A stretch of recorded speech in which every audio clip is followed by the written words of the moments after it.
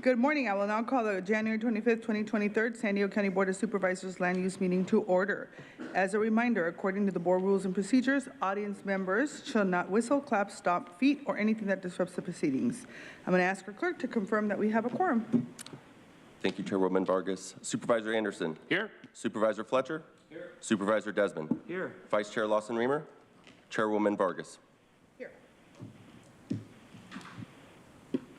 All right, the first item on order of business is the report of actions taken yesterday in closed session. I'll ask our county counsel to report any actions.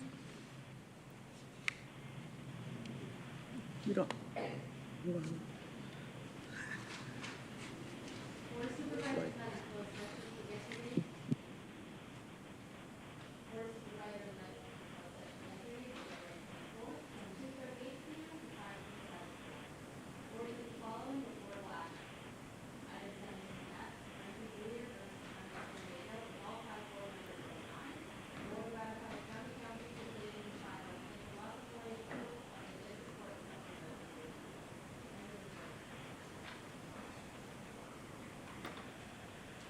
Your mic wasn't on. I'm sorry, is it on now? All right, third time's a charm. The Board of Supervisors met in closed session on January 23rd, 2023 from 2:38 p.m. to 5:27 p.m. The board took the following reportable action. On item 17F, Frankie Greer versus County of San Diego, with all 5 board members voting aye, the board ratified County Council's decision to file an interlocutory appeal of the District Court's summary judgment ruling. End of report. Thank you, counsel. We will now proceed with non-agenda public communications. This is an opportunity for the public to address the board on subject matters within the board's jurisdiction, but not on an item on today's agenda. The only action that the board may take is a referral to the Chief Administrative Officer. Reminder, according to Rule 4A, members of the public that are non-English speaking and need interpretation assistance will get twice the allotted time for their comments, which is 4 minutes. To better facilitate the meeting, we will have 5 speakers in person, 5 speakers via phone, and the rest of the non-agenda public communication will be heard at the close of today's meeting. Clerk, can you please call the speakers? Thank you, Chairwoman Vargas. We have 18 total requests to speak on matters not listed on the agenda, 3 in person and 15 requesting to speak by phone. For those that have requested to speak via phone, if you could please dial into the conference line now using the instructions that were provided to you. We will begin with the in-person speakers. As your name is called, if you could please come forward and stand against the east wall under the murals until it is your turn to speak. You will then have 2 minutes to address the board, and I would like to invite forward the individuals: Mike Aguirre, Audra, and Catherine Rhodes. May I begin? Good morning, ladies and gentlemen. My name is Mike. Yes, thank you. My name is Mike Aguirre. I'm a local resident, and please forgive me for being a little bit nervous. I'm not used to speaking in public. I am here to ask you to conduct a public hearing into a matter that's pending before the code enforcement officers of the County of San Diego, who discovered that certain members of the Rancho Santa Fe Association, in connection with a multi-million-dollar remodeling of the Rancho Santa Fe golf course, engaged in knowing, intentional, wanton, and continuous violations of county grading rules and regulations. I have with me today Mr. Bill Strong, who is a former vice president of the Rancho Santa Fe Board of Directors, who discovered the wrongdoing and came forward. The reason I'm asking for a public hearing today, and he is as well, is because the individuals involved are refusing to admit and to be held accountable for the grading. And it has the appearance, because the county, the grading was completed in 2021 in September. It went on for several months, and yet the matter is still languishing before the code enforcement. The reason it's of importance is that the wife of a Board of Supervisor was involved in lobbying while the illegal behavior was taking place. We make no allegations against this person. We think that she was used, but it does have the appearance, because the supervisor's staff was directly involved while the illegal behavior was taking place, that special treatment is being given. Thank you.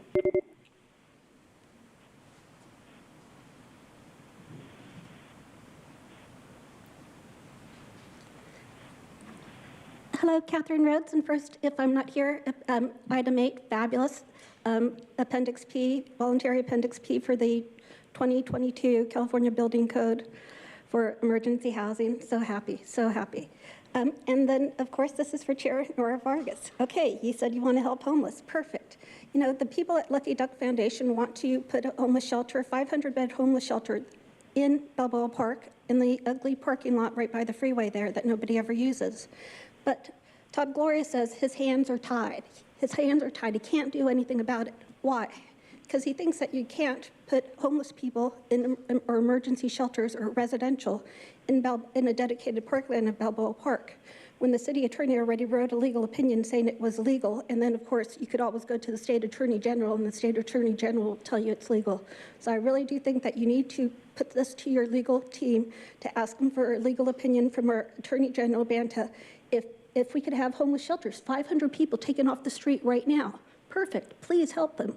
The other thing I was going to say for Nathan Fletcher, my favorite idea for veterans is the old Flying Leatherneck Museum on Miramore Road. Of course, I looked into it. I almost got it. But what you had to do is you have to have the commander of the base have a meeting, and he has to approve it. I almost got a meeting, and then they canceled my meeting. And so this is for Nathan Fletcher. If you could get a meeting with the commander of Miramar, we could put an emergency shelter for veterans at the Flying Leatherneck Museum. It has everything ready to go. I've got friends that can help you with that. And so, of course, you also have that over $500 million you still need to spend in your ARPA funding. And that funding is supposed to be for the poor and the disenfranchised. Please use it for the poor. Thank you.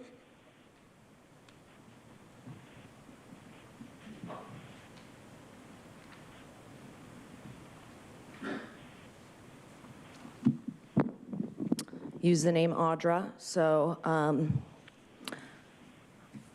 I would like you guys to really address what's going on with the transgender and kids in the bathroom, because there's a man in Santee that I mentioned yesterday that was naked in the YMCA bathroom, and a young girl was terrified hiding behind a shower curtain, which is like, what's that gonna do? And they told her that she was never unsafe. And it's just interesting to me, because if I tell you I want a litter box or, you know, wherever I want to go, it's like you laugh at me and think it's funny, because it is. It's like, it's pretty bananas, right? But to think that a man thinks that he has the right to do that and put her in danger and anybody else that doesn't feel safe, it's just, it's very disturbing, because you guys have declared that anybody can say that they're a woman. But I mean, if I went into the men's bathroom, I bet, you know, they'd kick me out. Who knows?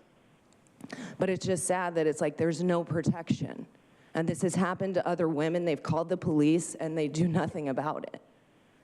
So you guys talk about wanting to protect people, nor you apologize to me for being a child victim, but it's like we're almost encouraging more victims to come, like, to be victimized, because we're not doing anything to protect them if we're just going, well, yeah, you're safe in there. But I mean, if she feels unsafe, how can you say you're safe when she's telling you, I'm not safe? I mean, so what are we gonna do? Just continue to allow this to happen? Because I mean, if he doesn't wanna go in the men's bathroom because he's afraid, why would he do that to a young girl or anybody? And why are we allowing that? It's a problem. And this man's gonna be speaking at city council as to why he has the right to do it, and his family has spent money in this town, and that's pretty much why he's getting away with it. Thank you. Now we will hear from those that have requested to speak by phone. Again, we will be hearing from the first 5 callers. The remaining callers will be heard at the conclusion of today's session. When it is your turn to speak, you will be unmuted and you will hear a recording that will tell you to begin your comments after the beep. I would like to remind the callers that they should mute their TV or live video stream before they begin speaking, and we will begin with our first caller.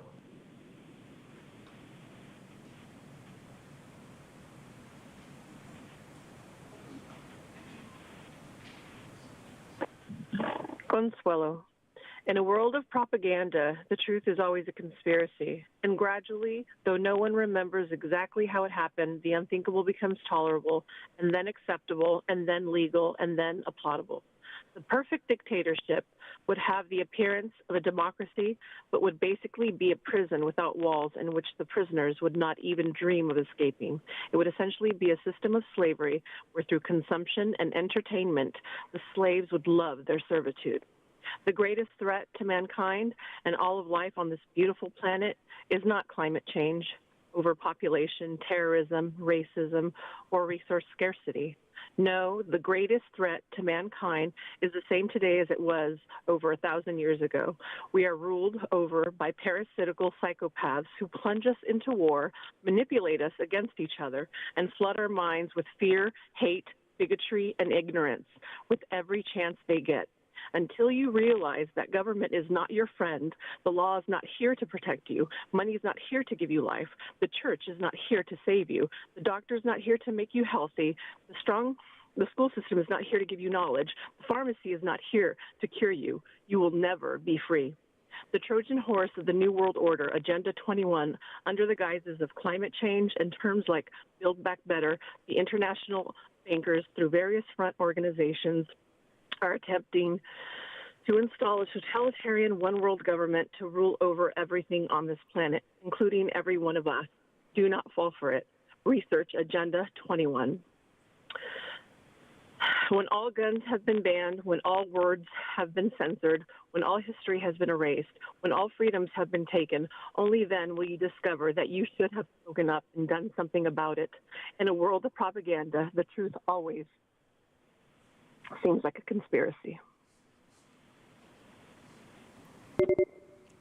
Thank you. Your time is up. We'll go to the next caller.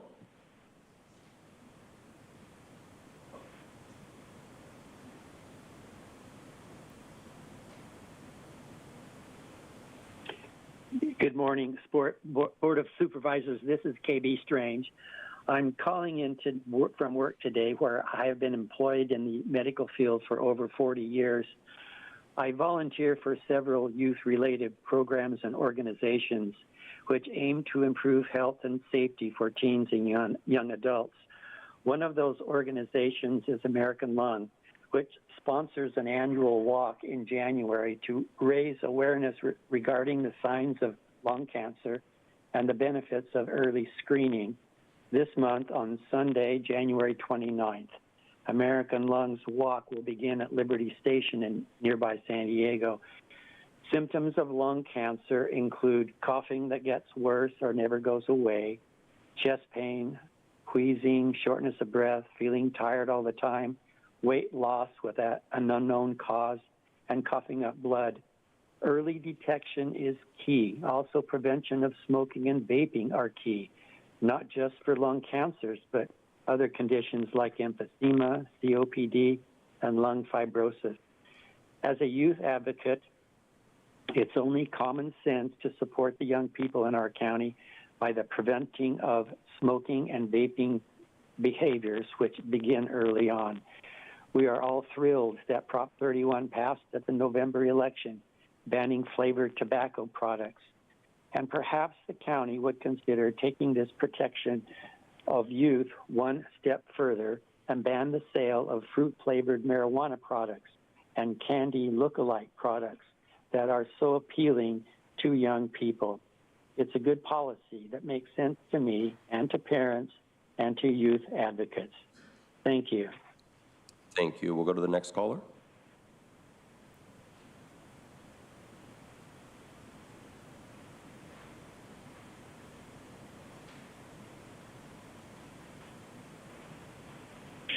Good morning, Chair Vargas and Board of Supervisors. My name is Becky Rapp. I'm a community member and public health educator, and I come here today as a very concerning study was just released by the University of California, San Diego School of Medicine, titled Cannabis-Related Emergency Department Visits Among Older Adults on the Rise.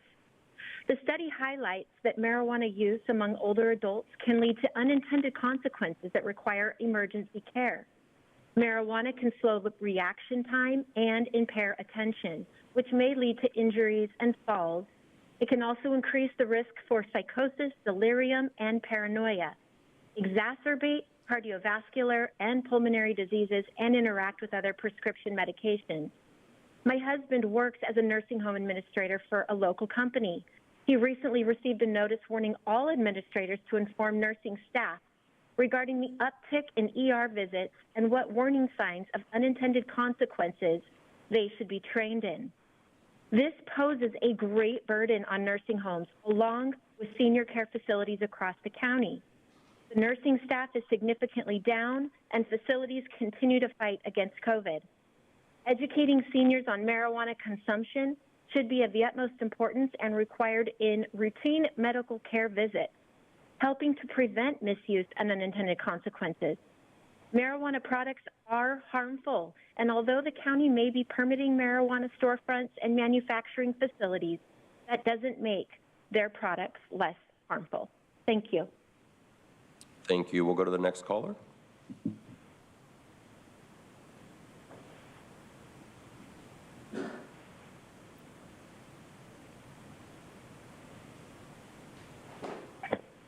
Paul Henkin. The recent series of storms spread avoidable destruction all over California. This time, San Diego was relatively lucky. There seemed to have been no major floods, sinkholes swallowing cars, or major roads washed away. Next time, we may not be so lucky. This highlights the importance of maintaining our infrastructure, as Sandag should be doing instead of coming up with pie-in-the-sky proposals like the trolley running into TJ or neighborhood-destroying proposals like their UTC or Campo Road hijinks. Better to spend the $259 million their own internal auditor said was spent on contracts with no amount on the bottom line or where unauthorized amounts were added, on things that did break, like the OB Pier, the usual flooding at Fashion Valley and in Mission Valley, high surf messing up oceanfront areas, a few sinkholes or cracked streets, beach sitters and Encinitas, and now collapsing bluffs, by the way. And maybe they should reinforce the ocean bluffs so that they don't collapse. Or undermine houses. And maybe they should fill potholes like the one in Torrey Pines so motorcyclists don't get major injuries like the one who just did. That's what Sandag is supposed to do, not crazy urban planning schemes. Sandag should not be leaving potholes for us to get freak roller coaster adventures. Thanks for your attention. Thank you. We'll go to the next caller.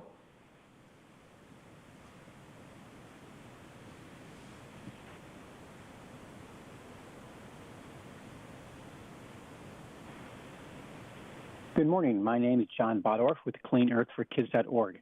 We ask the county to take action to stop the sale, use, and storage of lead aviation fuel. Lead is a toxic heavy metal with no safe level. It is a cumulative poison that does not break down in the environment and is especially toxic to children and unborn babies. It damages their brains and nervous systems, lowers IQ scores, harms muscle coordination, speech, language, and causes behavior problems.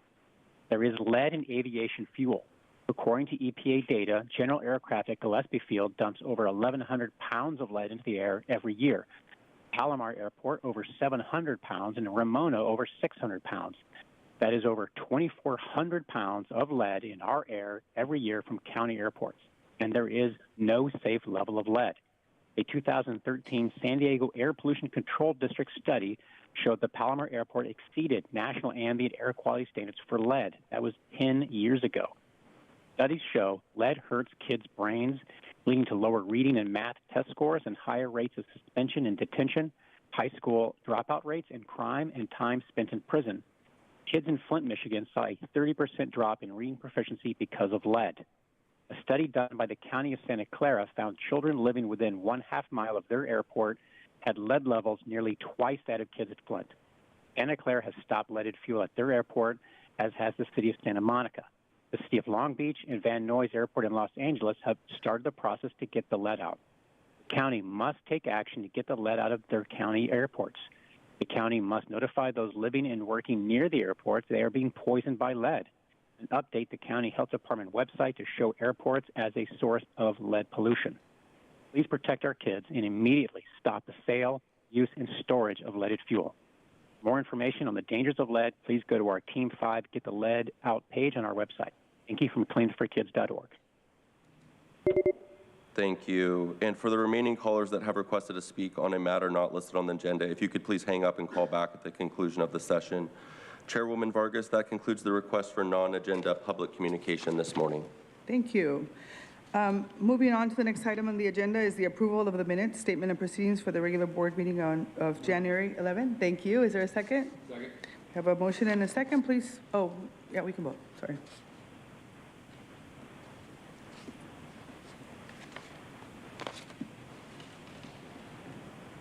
And Chairwoman Vargas, that motion passes unanimously with all supervisors who are present and voting aye. Fantastic, thank you. We're now going to proceed to the formation of our consent calendar, items number 1 to 5. Members of the public, you all will be able to have an opportunity to comment on the consent calendar after the supervisors pull any items if they'd like to for discussion. Supervisor Anderson? Yes, I'd like to pull item 3. I have constituents here that would like to have a presentation. Thank you very much. You are welcome. Supervisor Fletcher? No items to pull. I'm happy to move the balance of the agenda. On item 2, I just want to thank our Parks and Rec team bringing this forward. I think new trees are good, planted in communities, especially in historically underserved communities. We know they can serve as kind of natural heat traps or work on the urban heat effect. Certainly can help clean up the air, capture carbon. We know we're losing a lot of trees across California.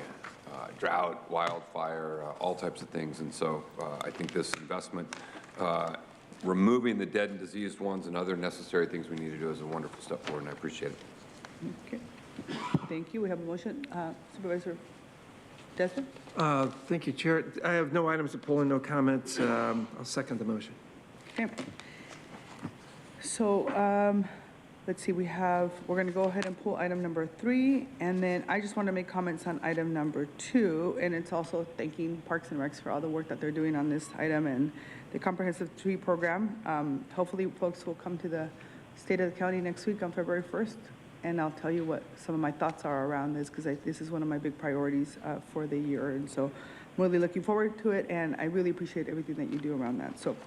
And what I'm going to do is I'm going to go ahead and also pull item number 5 for discussion, and we'll take, never mind, we're not going to pull number 5 for discussion. And let me just go ahead and tell you why this item is so important to me. I really appreciate Vice Chair Lawson Reamer for co-docketing this board letter with me. In 2021, the board created the first regional office to address environmental justice issues, which is our new Office of Sustainability and Environmental Justice, to work with all of our EJ communities throughout the region, as well as the regional agencies such as the Air Pollution Control District and the San Diego Association of Governments. And this office really takes a regional approach that cuts across silos of jurisdiction to really look at this work holistically at the air we breathe, the homes we live in, and the jobs that sustain our livelihood. And so it really is an opportunity for us to empower our communities and decide what's really good for them, and for them to decide what's good for them, to help them achieve the solutions by collaboration. So we're going to make sure that we're ensuring good indoor air quality, making sure our communities are getting investments first to advancing transition to jobs on the green economy. And my goal was really to create this climate justice roadmap that all communities can use as a guide. As we learn from the decarb framework, not all climate action plans in our region have the targets that will collectively help us to meet our goals. And there's another gap in how we understand environmental disparities and injustices, and how we transition our workforce is going to be really important. So today's action really advances 3 major initiatives for the office. It establishes the Regional Social Equity Working Group, bless you. This is going to serve as a regional hub for discussion around environmental justice, and it's going to consist of community leaders, community-based organizations, and those with lived experiences in facing the injustices. It's going to be a one-stop shop that allows all regional agencies such as APCD and SANDAG, as well as the county, to discuss solutions to address issues impacting the EJ communities. So there could be, committees formed to address specific issues like freight trafficking, air pollution, and affordable housing. And we want to really see regional guidance on social equity for all climate action plans developed in this group. And then second, the collaboration with APCD can be taken to the next level to partner between the county's Environmental Justice Office and APCD's EJ office so that we can draw investments into AB 617 communities through CARB as well. So last but not least, the transition to a green economy, I think, is going to give us an opportunity to create high-road green jobs for workers from disadvantaged communities in San Diego region that have good wages, benefits, and career prospects. So this office is going to bring all of it together, and I'm really excited about this item. And these actions really revolve around creating healthier and stronger communities for the county of San Diego by removing structural barriers, especially in those communities that have been left behind for many years. And so I hope that my colleagues will support this item. And so I'm going to turn it over to you, Supervisor Lawson-Weimer. I don't know if you have any items to pull from consent or if you need to want to make comments on this item. Thank you so much. No items to pull. I just want to make a comment on item 2 and item 5. Okay. On item 2, I thank you for your work. It's just great. 3,500 trees a year. It's what the least we can do for our community, and it's, I think, a symbol of the kind of resilience and commitment we have to day by day greening our communities and making them more livable and more sustainable for all of us, and also doing our part to take a little bit more carbon out of the air every year. So I think this is great, and I love to see it happening again. So hopefully I can get out there and help dig a tree, but I'm just excited. So thank you. And on item 5, I really want to thank Chair Vargas for your leadership on this, and I'm really grateful to have been able to partner with you on it. This county is taking really big strides as we continue to work towards advancing sustainability and environmental issues throughout the county as an organization and throughout our entire region. And it is absolutely vital that communities that bear the burden of environmental injustices and climate change and climate injustice have a voice in what's happening in their neighborhoods and in their homes and what happens to their self and their health and their safety and their well-being. So this action today is going to be a wonderful step in moving forward a social equity working group, creating a table for this kind of collaboration, setting these baselines, and ensuring that we have a workshop and a pipeline with regional partners to begin really deepening our strategy for job growth, decarbonization, and a workforce. The wonderful team at UCSD and USD EPIC have begun developing a great framework, and I think this action today is going to take it to the next level in really centering these questions around social equity as we begin to dive in to our work on environmental sustainability and climate change. I just want to share from a story of something for myself long ago. You know, when I first got involved in environmental issues, I was actually in college, and I remember it was really the environmental justice aspect of seeing huge oil spills in frontline communities where there was oil drilling that made me really begin focusing on these environmental issues, and knowing that people without a voice who were bearing the brunt, kids growing up with cancer, not growing up at all, because they're bearing the brunt of these environmental impacts. And so we can't think about environment without thinking about equity and environmental justice as the core. So I think this is such an important item. I'm really happy that we could work on it together. So thank you.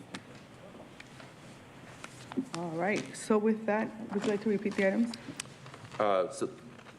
Yes. So item number 3 will be pulled. We can go to public comment. Yes. Awesome.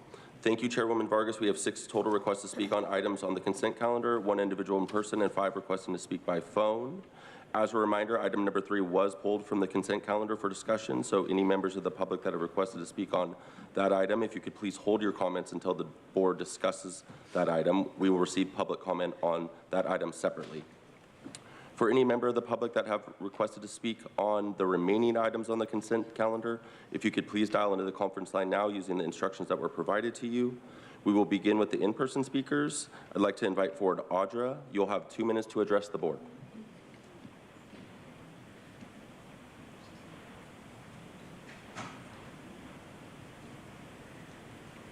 Thought you were pulling 5 too, but you're not. Okay. So I'm wondering with number 1, if when you are going to be taking care of this graffiti, if the homeowners still get a code violation. Do the homeowners get a code violation if they're got the graffiti still, or are you guys going to remove the code violation because you're taking care of it? It's good. Okay, good to know.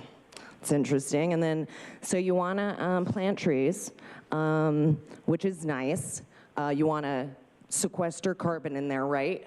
Why don't we plant more trees to do that, to take care of environmental justice, if that helps with carbon, right? Because it recycles it and actually creates oxygen.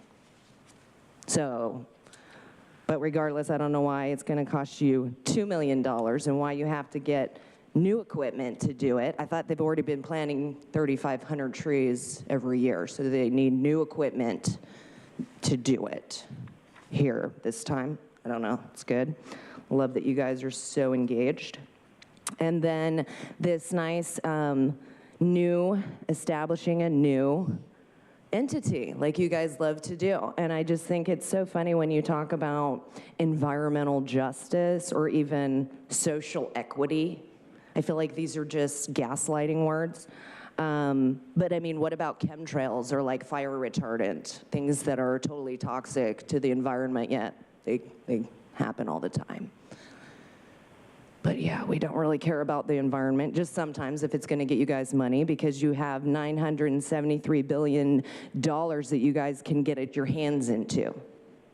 That's why you guys create these entities, because you need more money to do nothing with it. Thank you. We will now hear from those that have requested to speak by phone. When it is your turn to speak, you'll be unmuted and you'll hear a recording that will tell you to begin your comments after the beep. Again, I'd like to remind the callers they should mute their TV or live video stream before they begin speaking, and we will begin with our first caller.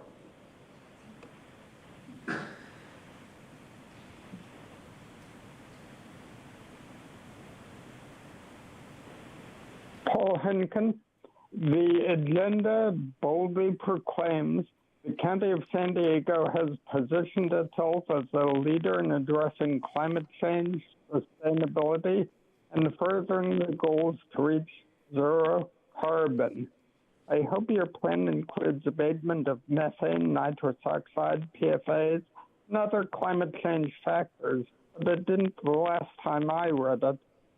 The agenda adds that the regional decarbonization framework is centered on equity. The voices of communities impacted by environmental injustices were critical in the development of the technical and scientific reports, and so on and so forth.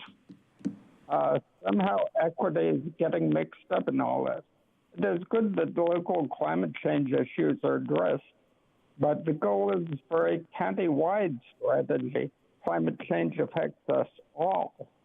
Without identifying specific problems to address, I'm afraid that this will turn into an environmental gripe session and result in lots of localized action, therefore detracting from a county-wide solution. Maybe you should look at your notes and see what is omitted instead of creating another committee with the expense it entails. Is this working group limited to a report in 180 days, or will we be stuck with it forever? And by the way, the Parks and Rec Department estimates we lost about 50,000 trees in the county every year for 20 years, and it wants to plant about 3,500 new ones each year. Can someone play the laugh track? Except we'll also... Thank you. Your time is up. We'll go to the next caller.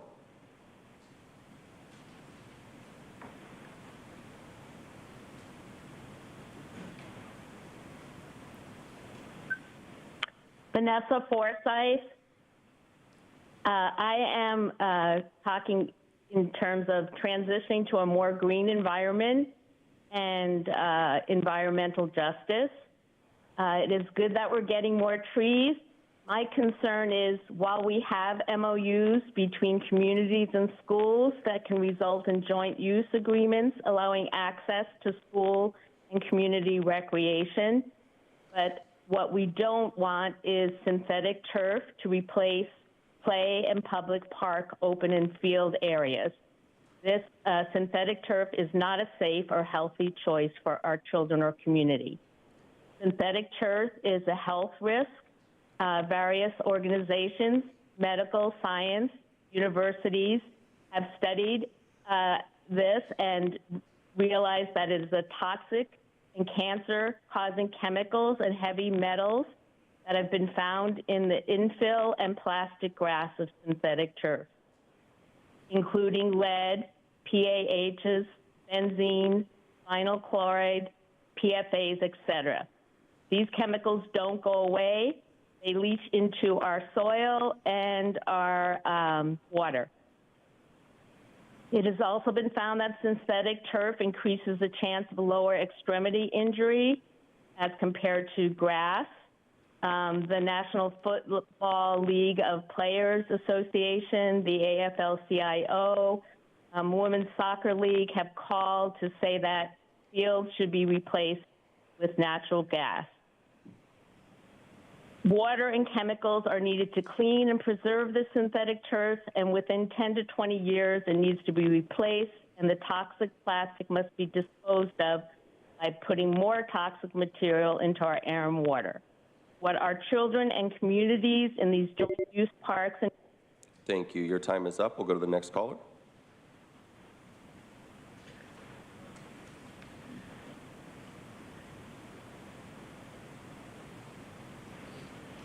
Good morning. My name is John Bodorf with CleanEarthForKids.org. We support the county tree program. Trees provide shade and important habitat while fighting climate change. The county should plant and support much more native trees and plants which are already adapted to our climate and are drought tolerant.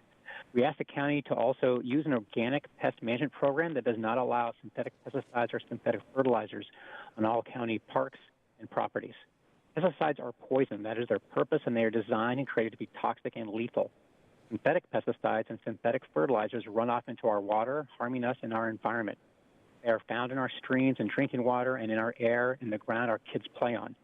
These poisons are a direct threat to human health, biodiversity, and our climate. Legal is not safe.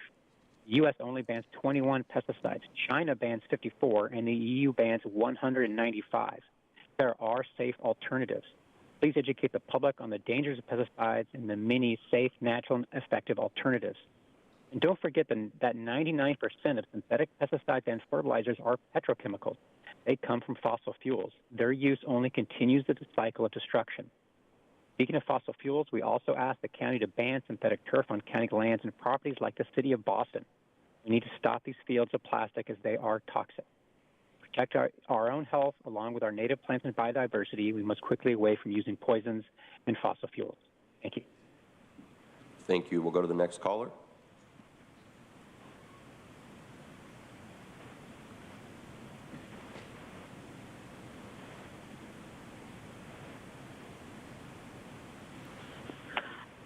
Ditto to what Vanessa and John just mentioned. Oh, my name is Consuelo. I also wanted to mention if people are concerned, they might want to switch up their search engine. You can use something like Ecosia instead of Google or even DuckDuckGo. For every search you put in, they promise to plant a tree. So there's something that you can do, Ecosia, E-C-O-S-I-A. What else? Yeah, back to John and Vanessa. They don't care. When the agenda is depopulation, all that, none of that matters. So, yeah, thank you. Thank you. We'll go to the next caller.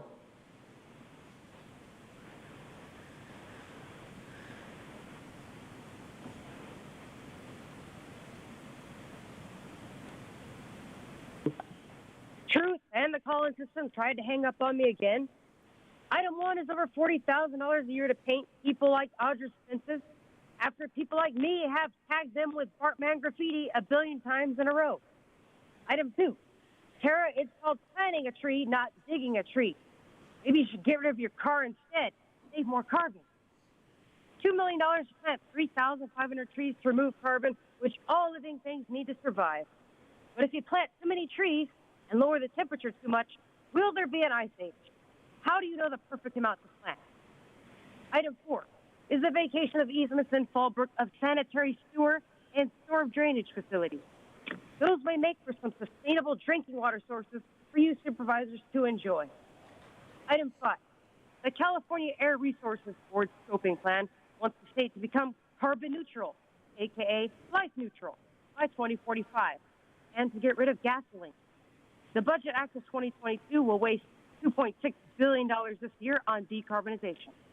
The federal 2021 bipartisan infrastructure law, plus the Inflation Expansion Act, will waste $1.7 trillion debt dollars on all this garbage that operates outside of legal jurisdiction by throwing out pride.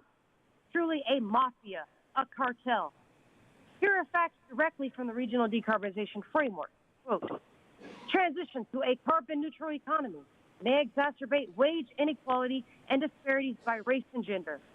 And as far as mining for lithium, environmental considerations are releasing lithium into the atmosphere, ecosystem damage, and the lack of recycling of lithium batteries, end quote.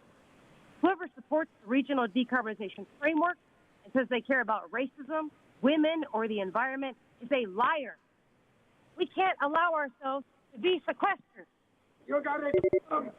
Silence. Thank you. Your time is up. And Chairwoman Vargas, that concludes public comment on the items on the consent calendar. Chair, I got a quick question, if I could, please. Sorry to interrupt. But I did want to ask, and I guess remind Audra that during your time to talk, it's not our time to interact with you, because if we do that, that takes away from your time. But you had a good question, and I think the question was, does the graffiti abatement, does the homeowner, I guess, if their house gets graffitied, code enforcement doesn't still give them a violation. We just take care of the graffiti now. Is that right? That's correct, and we work with the homeowners. So the answer is that there's no code enforcement on that. But thank you. Yep, and it was something that I think it was responded to the last time when she asked about it, but we're good. All right, so the next, we have a motion and a second. Please vote.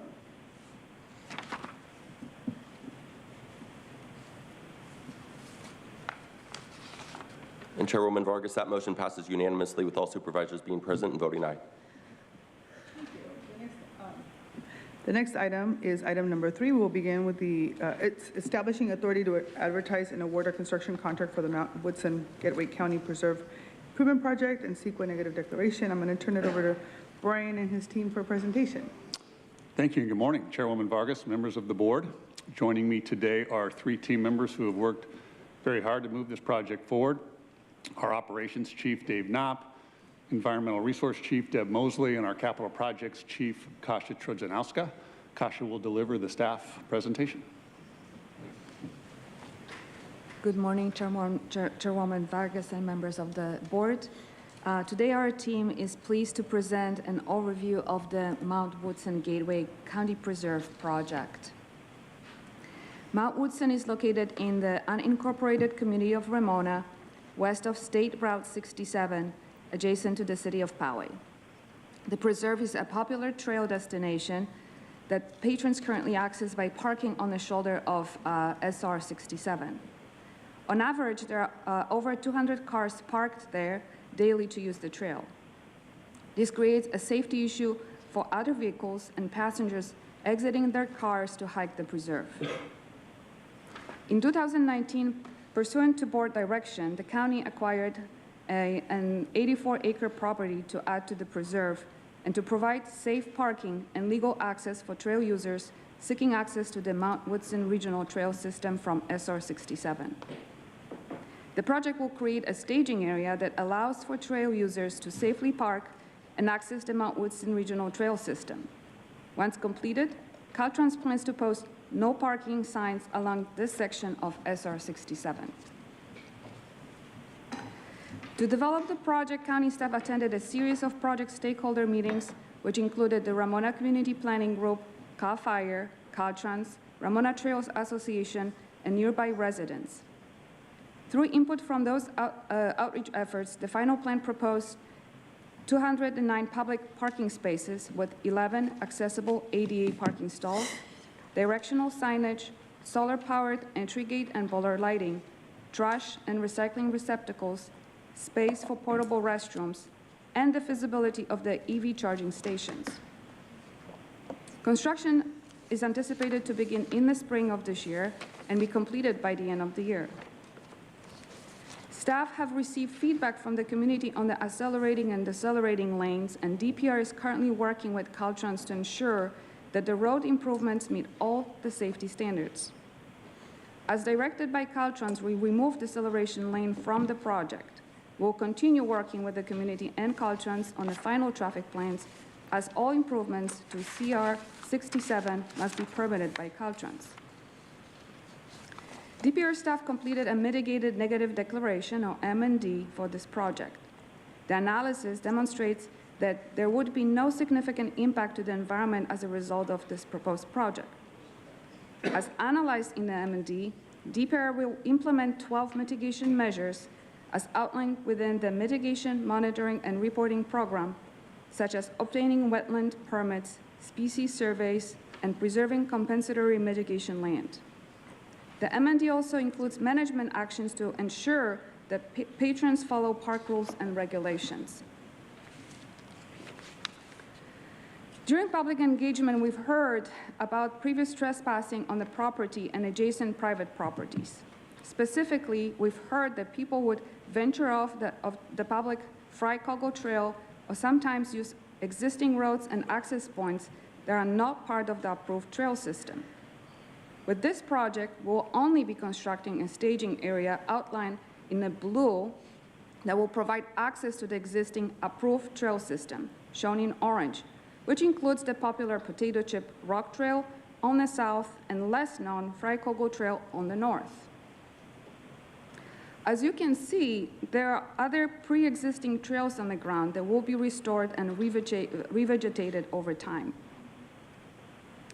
Given the increase in accessibility and amenities, there may be increased use to the Fry-Cogo Trail. DPR is committed to enforcing the trail use rules through wayfinding signage, education, and regular ranger patrols. This is part of the ongoing monitoring and enforcement effort for this project and will help ensure that the trail users do not trespass to adjacent private properties, including the Mount Woodson Homeowners Association. The recommended actions before you today are to approve the CEQA determination, including the Mitigated Negative Declaration, M&D, and Mitigated Monitoring and Reporting Program, MMRP, authorize advertisement and award of the construction contract, and designate the director of DPR as a county officer responsible for administering the construction contract. This concludes our presentation. Thank you. Thank you. We're going to go ahead and move to public comment. Thank you, Chairwoman Vargas. We have 11 total requests to speak, 5 individuals in person, and 6 requesting to speak by phone. I'd also like to note for the record, we received 5 e-comments on this item. All 5 were in favor. I'd also like to note we received 2 individuals who registered their position in opposition but did not wish to address the board. For any members of the public that have requested to speak on this item by phone, if you could please dial into the conference line now using the instructions that were provided to you. We will begin with the in-person speakers. As your name is called, if you could please come forward and stand against the east wall under the murals until it is your turn to speak. I'd like to invite forward the following individuals: John Simpson, Tony Duorak, Andrea Contreras, Steve Powell, and Audra. You will have 2 minutes to address the board, and if you could please begin by stating your name for the record. I'm not John Simpson. Good morning. My name is Andrea Contreras, and I represent the Mount Woodson Homeowners Association, which comprises 189 homeowners that who are located just adjacent to this new Gateway Preserve. We've submitted a letter to the record that details our concerns, and some of the homeowners will speak to you directly, but I wanted to give you kind of a 30,000-foot view of what their issues are. First, I want to say that they do support the parking lot, even though we submitted our slips in opposition. They do submit the parking lot. Everyone out there understands the problem with parking on 67 and how dangerous that is. The trouble, and staff alluded to it, the trouble is the wandering hikers who wander into an off-trail area that's located between the proposed parking lot and the Frye-Kogel Trail. I don't know if you could put that site plan up one more time. It might be helpful just to show. So if you're looking at the, you had it just a second, this one, the site context, there we go. So if you're looking at the top of this area, that orange line that goes between the parking area and the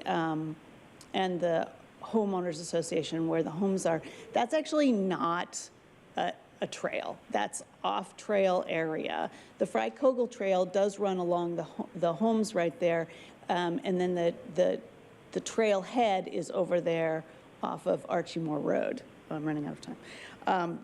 So, the concern is that having more people parking in that concentrated area will encourage even more hikers to go off trail and to wander into the neighborhood. We've had problems with trash, we've had problems with noise, we've had minor property damage, and everybody gets it, right? Everybody loves the hikers, but they want to discourage any additional trespassing. Thank so you. I'm going to turn it over to the rest of the homeowners. They can talk to you more about their issues.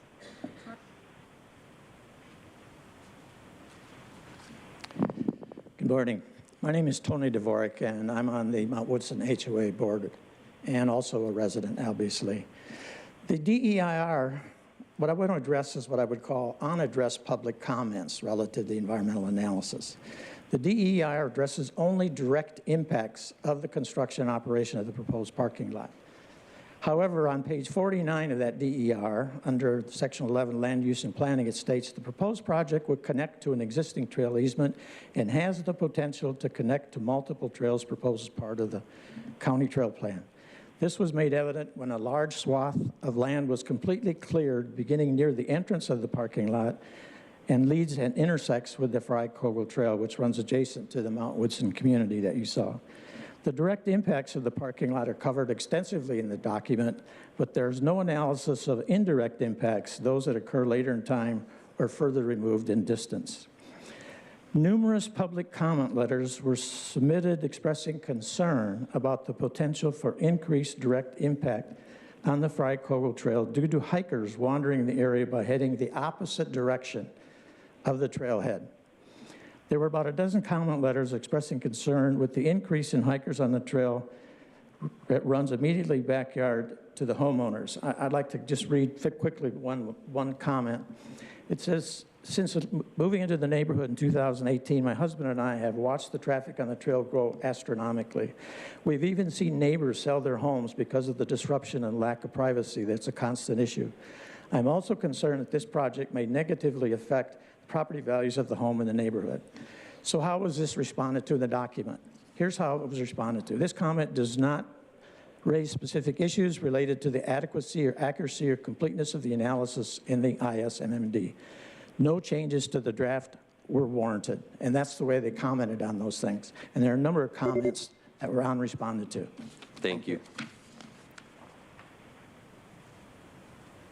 Good morning. My name is John Simpson. I'm also a resident of the Homeowners Association, and my property is on a street that's immediately adjacent to the development. And if you could put that picture back up once more, there's something pretty alarming on that, which is a trail which does not exist, which immediately connects the parking lot to the Mount Woodson development, has been drawn in since the EIR, which was not in the EIR, and which is the exact thing we're complaining about. And that little piece of orange trail is the one towards the top. The trail that runs parallel with the top of the project has a piece that drops down also in orange. That's the part that was just cleared, allegedly for fire protection, but that's what we have been concerned about throughout this project, was that this is going to turn into a parking lot where people are directed onto a trail which does not currently exist, which has not been evaluated, and the EIR very specifically says this project will have no impact on the adjacent community.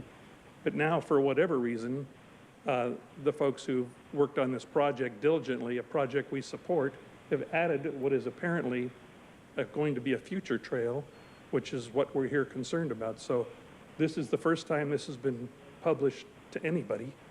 It has not been dealt with by Parks and Rec, and this is the exact concern we have, that this is going to be a trail which is going to be foisted upon us without any opportunity for anybody in the community to talk about that connection point. We've been assured there would be deterrence, yet now it shows up on the map as already been decided. We're very concerned about that. That's the reason we're here today, and I'm frankly shocked that after months of evaluation, this has been added in the last week. So we don't think we've had an opportunity to deal with this project with this new added component. This is going to have a dramatic impact on the community. Thank you. Thank you for your time.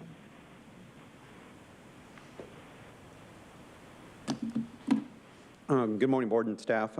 Thank you for having us here. My name is Steve Powell. I'm a 25-year resident of the Mount Woodson development. I've been the acting board president for a number of years and also the authorized representative for the Mount Woodson golf course. The HOA, again, just to repeat what some of my predecessors have said here, the HOA, the golf course, and the castle don't object to the project as it has been shown to us in draft form. The concern is the wanderers that had been brought up. We had a meeting in October on Zoom. We had an on-site meeting with staff bringing these questions up. How are we going to, where it takes access off of 67, the road that goes all the way around to the proposed parking lot, there's lots of tributaries that are trails that have been created over the years. One in particular is an RMWD utility easement that, again, I repeat what John Simpson had just said. This is the first time that we've seen the graphic. The concern is any kind of wanderers that are going outside of the parking lot, the trail heads south. And we've been assured, based on our meeting that we had earlier this week with staff, which we appreciate, that there'll be communications with the impacted entities and the homeowners with signage and possible other deterrents to keep wanderers from going there. There wasn't any kind of public notification package that went out saying, hey, that there could be a connection point onto the Fry-Kogel Trail. The notification that everybody had been working under is that there's going to be a parking lot with trailheads heading south to where they go currently, and we do support that. The concern is what impacts are going to happen not only to the residents that are along the trail, but to the community in general, and to the golf course, and to the eventing castle, the Amy Strong Castle. I live on the trail, and I've lived on the trail for 25 years in 2 different homes. I've had... Thank you.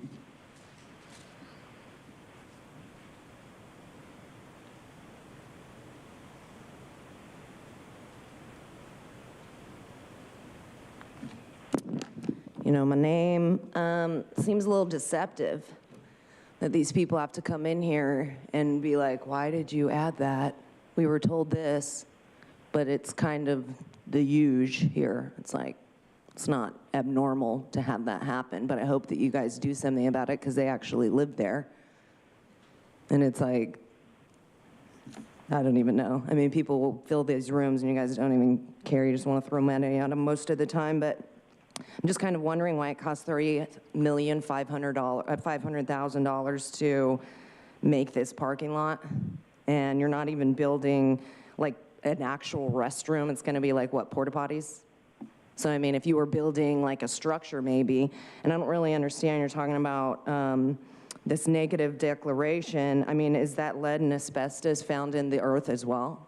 Or is it gone because you removed the buildings? Are we just going to build over it? Who knows? I mean, that's kind of what it seems like. And then you talk about like making sure that it doesn't affect the environment. But I mean, if you're putting electric vehicle charging stations, lithium batteries are toxic to the earth. I mean, they have people mining for them, and it's totally toxic. So it's like on one hand, you guys are like, we have to help the environment. And then on the other, you're like, let's do all these things that don't help the environment at all. I mean, and I don't see how you're helping these people, but I mean, that's just ridiculous that it costs $3,500,000 to make 209 spaces. It's good. Why don't you throw some money at those people that came in? Maybe you could buy them off and just be like, we'll pay you, and then you won't have to care about the trail. That's what you guys did in Huacamba. We'll give you guys a few million bucks.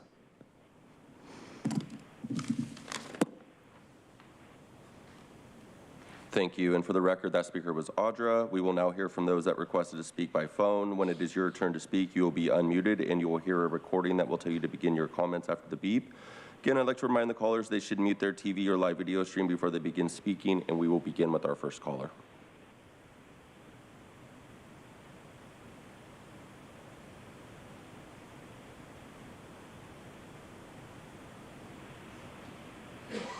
Hi, good morning. My name is Susie Murphy. I'm the Executive Director of the San Diego Mountain Biking Association and a passionate trail user throughout San Diego County.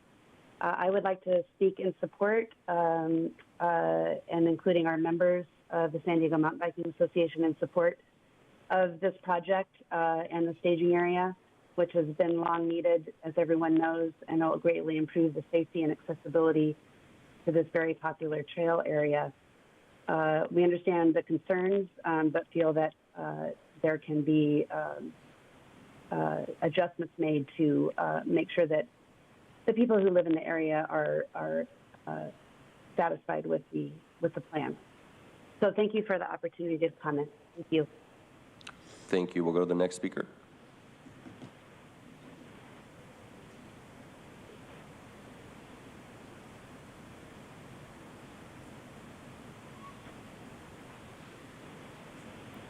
Good morning. My name is John Bodorf with CleanEarthForKids.org. We asked the county to use an organic pest management program that does not allow any synthetic pesticides or synthetic fertilizers in preserves, parks, and other county lands and properties. There are natural, safe, and effective alternatives. The county should also ban plastic water bottles from county parks and preserves and provide bottle refill stations. Also, I did not hear any mention of access by public transportation to the preserve. How would someone without a car get to the preserve? Thank you from CleanEarthForKids.org. Thank you. We'll go to the next caller.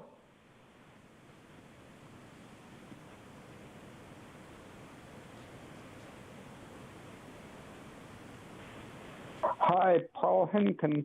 As I was listening to this, I was very disturbed that all these callers called in and reported that, this, they hadn't really been notified at all about this trail that was going right next to their property. And I mean, I recall wandering off a trail and into a community like that.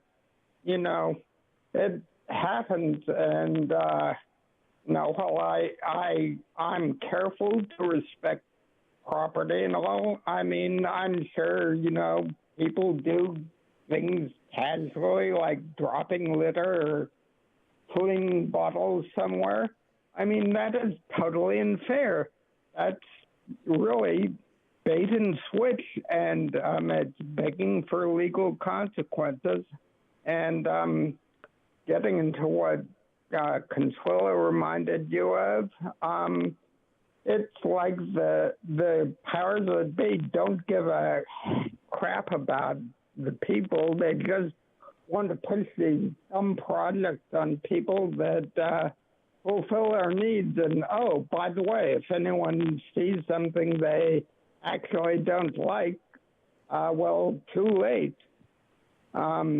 It's a bunch of tyrants controlling the people and doing pretty much what they want. Thanks for listening to this kind of rant. Thank you. We'll go to the next caller.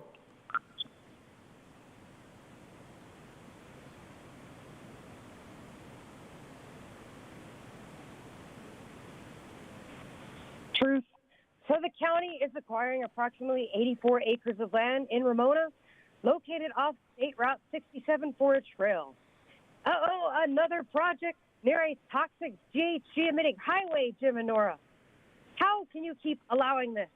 Somebody please think of the children.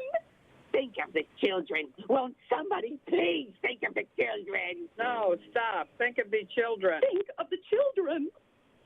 The item says people are illegally crossing the highway where no safe crossing exists because they want to get to a park. Those people aren't too bright. So the supposed solution is the county using 9 acres of their new land monopoly acquisition to be used for a parking lot, including signage, a solar-powered entry gate, solar-powered bollard lighting, trash and recycling receptacles, space for portable restrooms. Doesn't say they're going to build them, it just says space, and maybe one EV charging station no one would use. But if they did, it would help add to the tremendous overload on the grid, just like Nathan said last year. The property purchase expands the North County Multiple Species Conservation Program, which doesn't even protect the thousands of endangered eagles dying from the toxic lithium-based wind turbines every year. This parking lot will cost $3.5 million. So like I said, we can't allow ourselves to be sequestered into these nonsensical, sustainable soylent development plans. They're going to capture the carbon out of our souls and create sustainable soylent green rations. You gotta tell them, silent free these people! We gotta stop them somehow!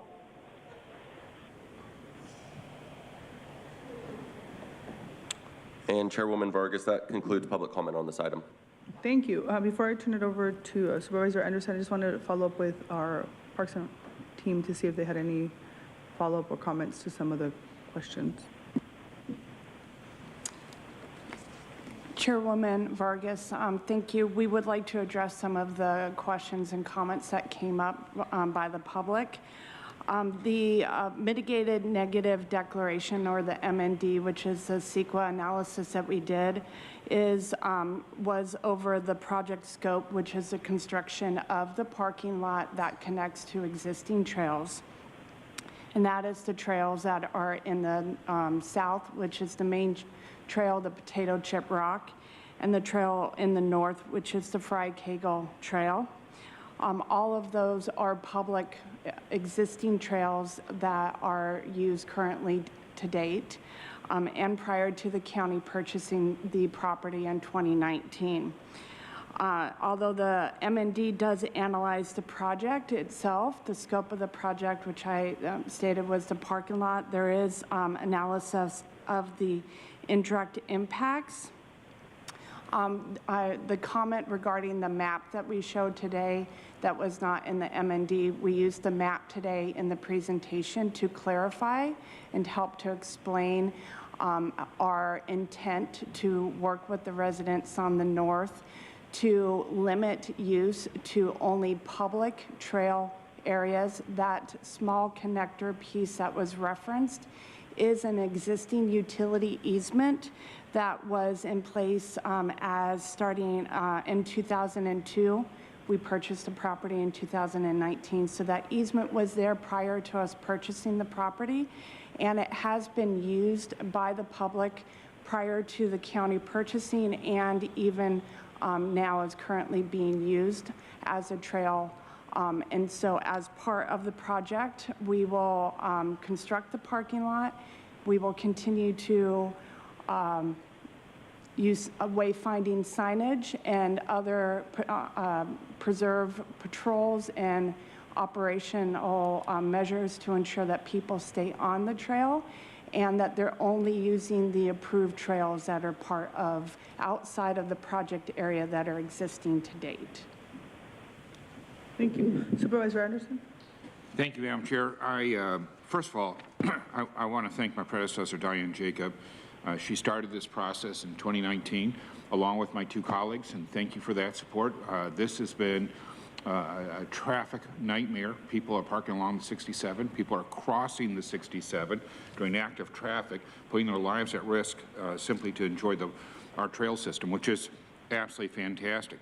But I also understand the concern of the residents.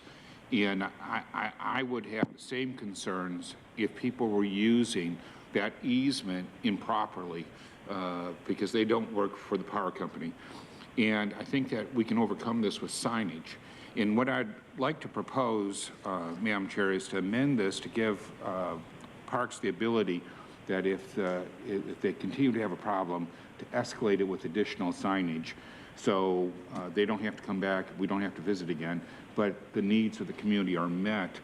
I would, right now, people are using some of those trails to come from below the golf course and through the community. So I think overall this is going to be a huge improvement, but I'd be deeply concerned that they'd get confused on which trail is the actual trail. And maybe it's as simple as putting 2 posts and a little chain saying the trail is that way, not this way. So I don't know if it's that we need an amendment to add that. I think you have to make a motion. Do you want to make a motion? I wanted to include that amendment in my motion, but I didn't want to give a motion that you say, well, you don't need to do that. That's what Nathan would do. So let me ask our expert. Excellent.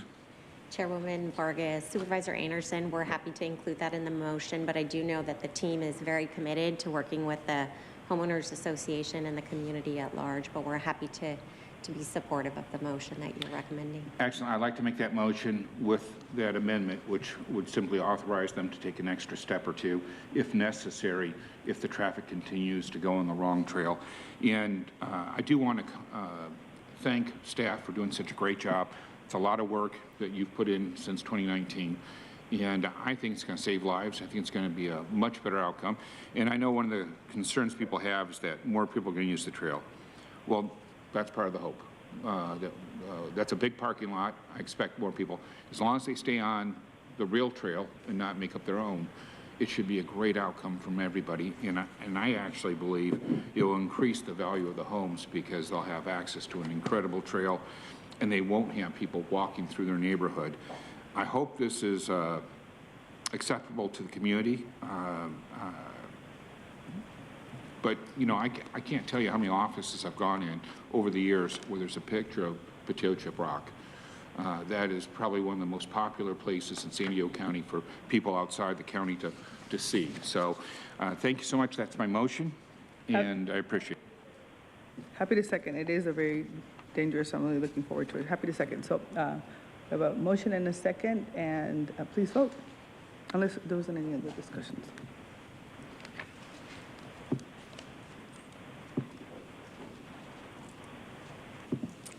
And Chairwoman Vargas, that motion passes unanimously with all supervisors being present and voting aye. Thank you. We are now going to go to item number 6, and we're going to go ahead and go to public speakers. Thank you, Chairwoman Vargas. We have 7 total requests to speak, 4 individuals in person and 3 requesting to speak by phone. Would also like to note for the record, we did not receive any e-comments on this item. For any members that have requested to speak on phone by this item, on this item by phone, if you could please dial into the conference line now using the instructions that were provided to you. We will begin with the in-person speakers, and as your name is called, if you could please come forward and stand against the east wall under the murals until it is your turn to speak. And I'd like to invite forward the following individuals: Audra, Catherine Rhodes, Kelvin Barrios, and Val Macedo. You'll have 2 minutes to address the board, and if you could please begin by stating your name for the record.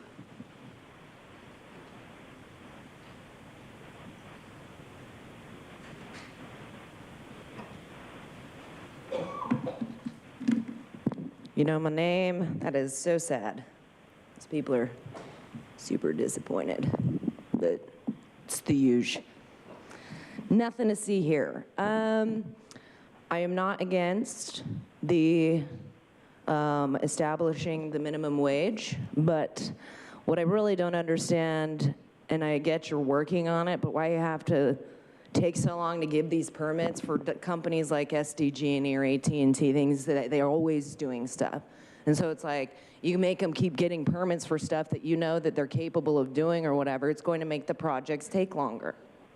And that's the problem. It's like all this stuff you guys set up so that it takes forever. You're not streamlining it. I mean, if you have these companies, it's not like it's a new one. Maybe if it's a new one, then you could do that, but it just seems weird that you would take forever to make them keep getting these permits. And why does it cost $25,000 to give all these permits? I feel like you guys should start paying us to come here. I mean, we're paying you guys. You're just taking our tax dollars.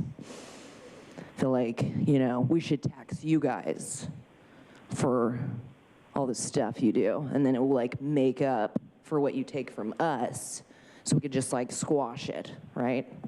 That would be cool. That would be really cool. So yeah, I just kind of want to stay here because I know it bothers you guys so much. I still have time, please stay there. Yeah. I don't know, maybe one day you guys are gonna do something that's actually gonna help the county. That would be really great. It would be so great. It would be like, we could actually give you applause, you know, and like props, you know, the pats on the back that you guys like. Thank you. To know for the record, that speaker was Audra. Next speaker. Good morning, County Board of Supervisors. My name is Kelvin Barrios. I work for Labor's Local 89. I'm here today with my business manager, Valentin Macedo, who's going to be speaking right after me. I want to get into a little bit more of the policy itself. We did a lot of review. Thank you again for working with us for this last year or so on this. On the exemptions, after reviewing it and talking with internally with our folks, we are asking for there to be a strike out or a strike through of the exemption for any work that's under 2 hours. We believe that that's going to be an extremely difficult thing to enforce. You know, we're the ones that work with these contractors, and we know if they can get away with saying, well, that took an hour and 59 minutes, and it actually was 2.5 hours or 3 hours or 3.5 hours, or they'll, talk to their workers and say it was under 2 hours. There's a lot of issues out there, especially in the unrepresented area. Like, we do represent traffic control workers in San Diego County, but we're just asking for the sake of being able to enforce something properly. Not pinging, not saying that county staff can't do it, but it's just these type of issues, like we've seen it, and are very difficult to enforce. I did want to also say thank you to county staff. They've done an amazing job of communicating to us, talking about the ins and outs of this policy, getting on the phone with legal counsel and understanding like some of these other exemptions, because I believe last time I was here, we were not in favor of any exemptions at all to this policy, but we did go through the one for the housing, the one for nonprofits, understanding the threshold for $1,000 for like prevailing wage. That was a really helpful one. And I did want to point out that staff has done a really good job, communicating to us. So thank you all. Thank you, staff.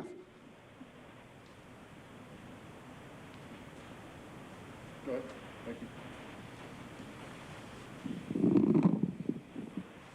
Good morning, everybody. Honorable everybody. That being said, I just want to thank you for giving me the opportunity to come and speak today in this public forum, and just echo Mr. Barrios' gratitude. I sincerely want to thank you all for your hard work and your efforts and your diligence. And I know it's not easy. I know it takes time.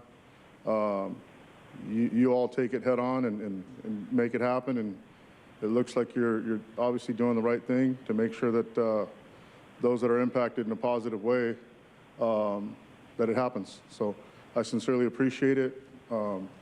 Thank you, thank you, thank you, thank you. Sir, would you state your name for the record? I apologize about that. My name is Val Macedo. Thank you. Thank you. We will now hear from those that have requested to speak by phone. When it is your turn to speak, you will be unmuted and you will hear a recording that will tell you to begin your comments after the beep.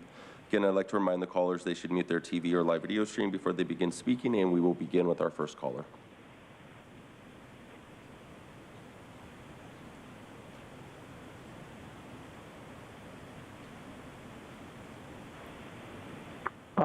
Paul Henkin. I think this is a good measure overview. I mean, if the worker risks and skills are similar, of course the pay and conditions should be the same. Aren't state and federal law enough? And if you can set this policy at the county level, as you should, there's no reason that you cannot chart your own course on COVID, for instance, or monkeypox or behavioral health. I mean, why does the county need to follow state guidance? I mean, wasn't that what the county was set up for originally? I mean, the county government is supposed to look out for the county people, not for the state people. I mean, conditions in the county are different. And by the way, I am kind of disappointed that this pay setting is only for jobs of 2 hours or more. But now here is a real equity issue. Thanks for listening. Thank you. We'll go to the next caller.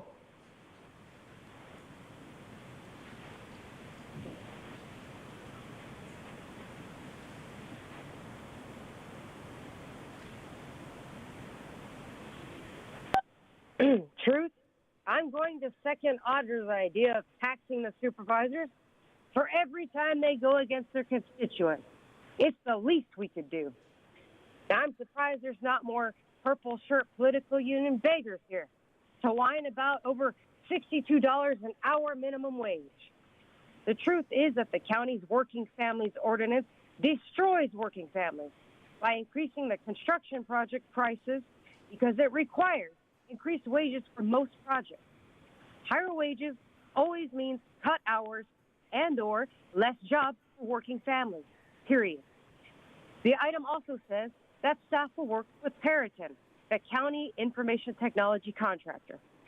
Last year, Periton was awarded a $2.7 billion 10-year contract by the U.S. Department of Homeland Security to modernize the DHS hybrid computing environment. That's very concerning, considering the fact that DHS is constantly involved in nefarious activities, including hacking into Georgia's digital election system back in 2016. But it gets worse. Periton is partnered with Amazon, Microsoft, Cisco, Dell, Google, HP, and IBM, all of which are World Economic Forum members.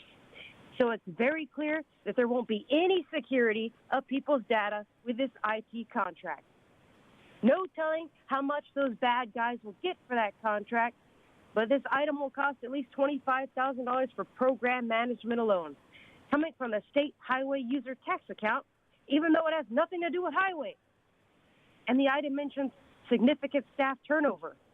You know, turnover is the type of thing that'll happen when you supervisors require toxic COVID shots as county employees. Eventually, they just say they've had enough and quit. Or they say, we're not going to do it, screw that. We're not going to do it, screw that. We're not going to do it, screw that. Thank you. Your time is up. Chairwoman Vargas, that concludes public comment on this item.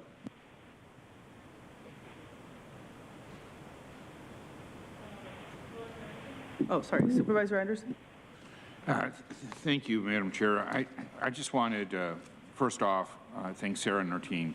You know, I had a constituent who had all sorts of great ideas and he wanted to share them. And Sarah, thank you for taking the time to meet with them. A lot of the suggestions he made I saw on this board item, and it's going to improve how we treat our constituents, and it's going to improve the speed in which we can build things and helping us to keep costs down. So thank you very much for that. It's outstanding work. I'll make the motion. Been made. Okay. Supervisor Osunumra? Thank you so much. So first, I just want to thank staff. I know you all have been working very hard on this item and, you know, to try to make our processes more efficient for right-of-way permitting and as well as the efforts around education and outreach. Traffic control is dangerous and critical public-facing work, and it's really vital that we are investing in worker and public safety. So that's why I would like to make sure that we get really clear about which exemptions make sense within the ordinance for this item. So I do want to approve this item, but I'd actually like to make a friendly amendment, if that's amenable to the motion maker, to the ordinance exemption section for small projects.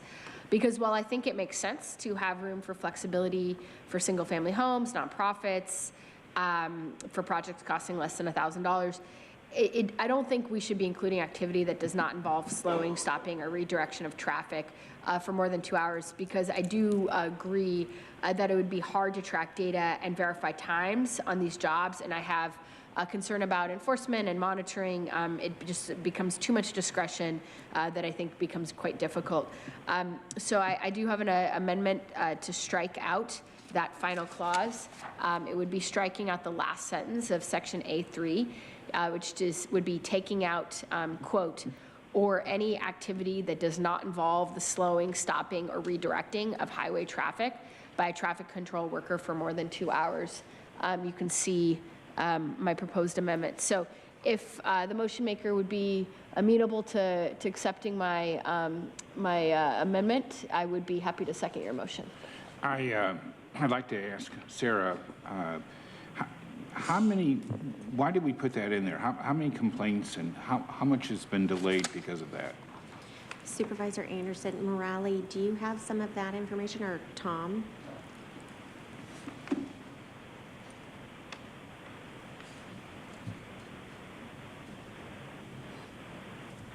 Why don't I just try speaking?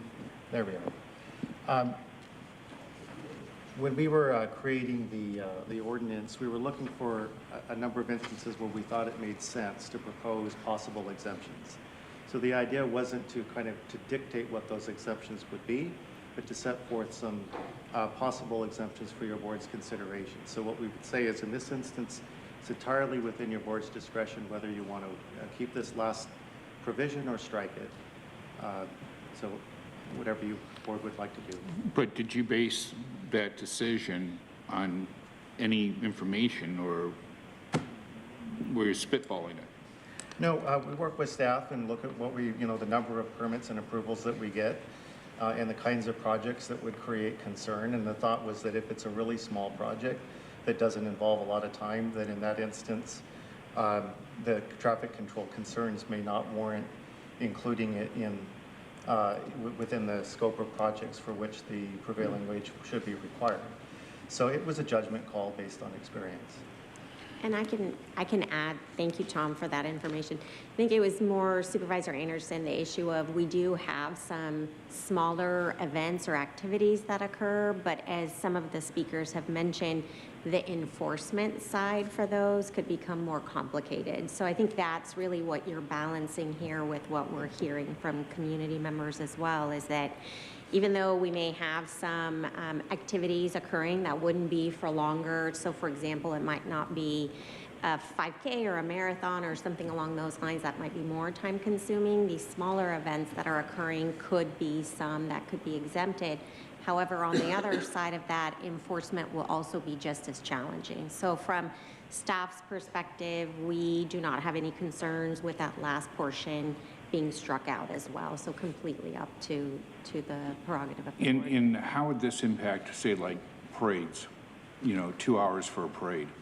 Morale, please go for it. Supervisor, through the chair, this should not have any negative impact on the parades, given that parades generally last longer than 2 hours to set up and to be able to close down? Well, I'm not worried about the Bay Parade because it's very professional. I'm worried about Pine Valley's parade. I'm worried about Descanso's parade. I'm worried about Julian's parade. And are we making this more difficult on them if we make this move? Will not be more difficult for them because it's really for the span of the entire event. So it's not just, let's say, for the duration of when the parade occurs, but it's for the time of setup. And so the parades within our communities last for longer than 2 hours in the setting up and dismantling whatever may have been placed. But absolutely can affirm that it will not be impacting parades in some of those community events. Then I'm happy to accept your amendment. Thank you, sir. Yeah, thank you. I appreciate Supervisor Wasson-Reamer. We partnered on bringing this action, starting this back in September, and it's good to see it going. I want to say a special thank you to our traffic control workers. Our roadway workers do good work. They work hard. They work in all conditions and outdoors. They work in a really dangerous environment. Every year, according to the National Transportation Highway Standards Board, more than 800 roadway workers are killed in the line of duty. It's one of the most dangerous jobs statistically that we face that's out there.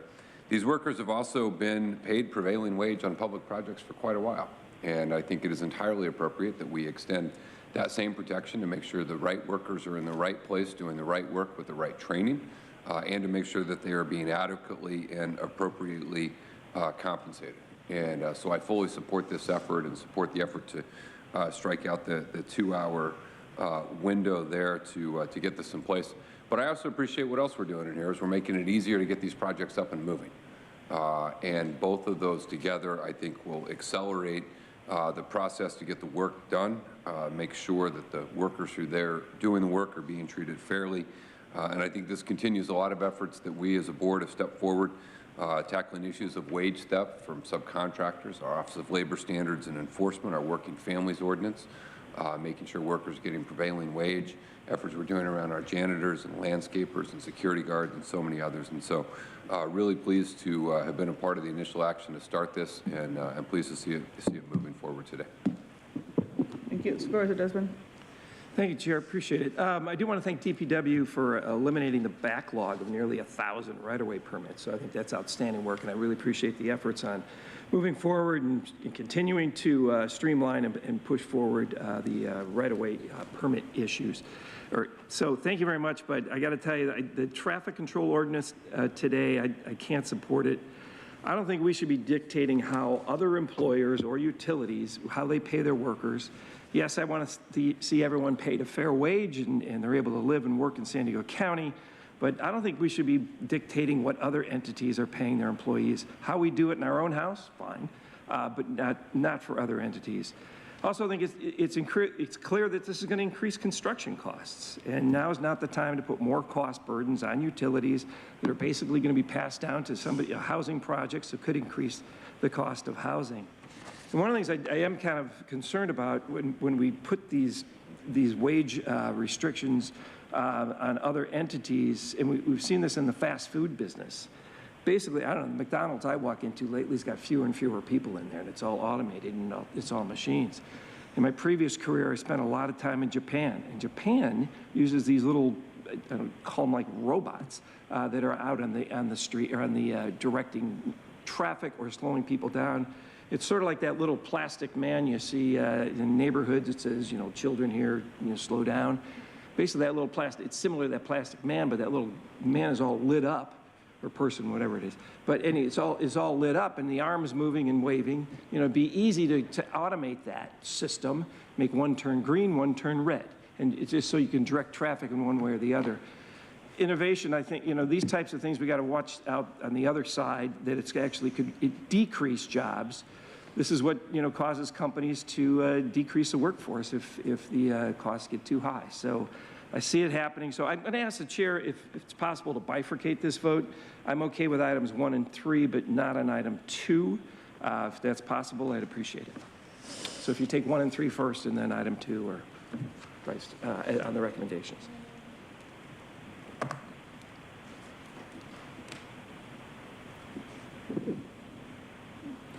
I think we should just take the whole motion together. Okay.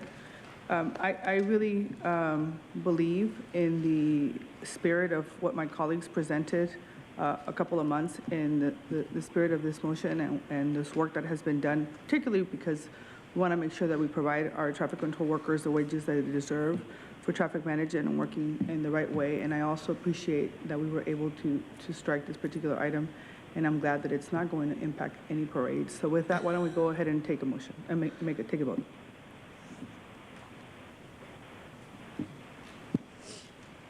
I just wanted to note for the record, I'm going to be voting no, but I do support items 1 and 3. Thank you.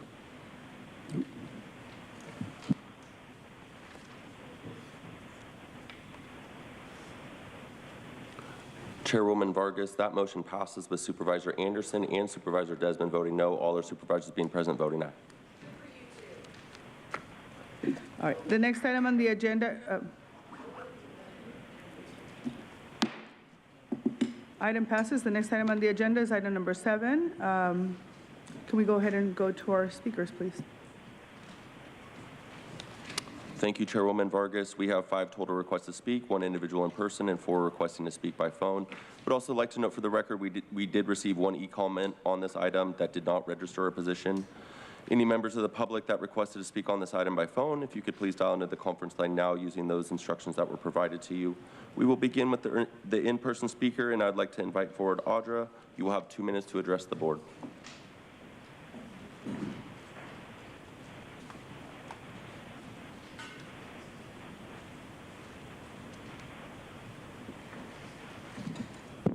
You know my name. Thank you, too. Look at you standing up against the tyrants, even though you're tyrants, too. It's cool. It's good. It's a good show. You know what I mean? Good for you. Doesn't usually happen like that. I was really wondering, Jim, you had me on the edge of my seat. I was like, what's he going to do? Is he going to vote no, or is she going to force his hand in that? Never know. But good job standing up, you guys. Just want to clap for you guys. It's great. So, fire. Let's talk about fire and, environmental reviews in the unincorporated and your whole vehicle miles traveled bullshit. It's great. And I love that we're going to start to be taxed for that. So it's like, are you just kind of determining who needs to be charged the most through all these vehicle mile traveled shenanigans? Tara, how many vehicle miles traveled do you go? Are you going to pay a tax too when that comes? Probably not, right? Because you'll be exempt. Just for environmental justice reasons? Good. So, but as we talk about like the environment and stuff, I mean, why are you using toxic fire retardant? Just curious. Do you care about the environment? Why do we use stuff like that? To help the environment? Are you okay, Terry? You're just really like giving me, are you saying a satanic prayer? Probably. It's okay, I have my Bible. It's cool. God's always protecting me. I don't have to worry about your Luciferian ways. But yeah, this is all for privately initiated projects that are privately funded. I just don't feel like you guys do anything equitably. It's like some people have these restrictions, some don't, whatever it is. But yeah, Godspeed, Tara. God bless you. We will now hear from those that have requested to speak by phone. When it is your turn to speak, you'll be unmuted and you'll hear a recording that will tell you to begin your comments after the beep. Again, I'd like to remind the callers that they should mute their TV or live video stream before they begin speaking, and we will begin with our first caller.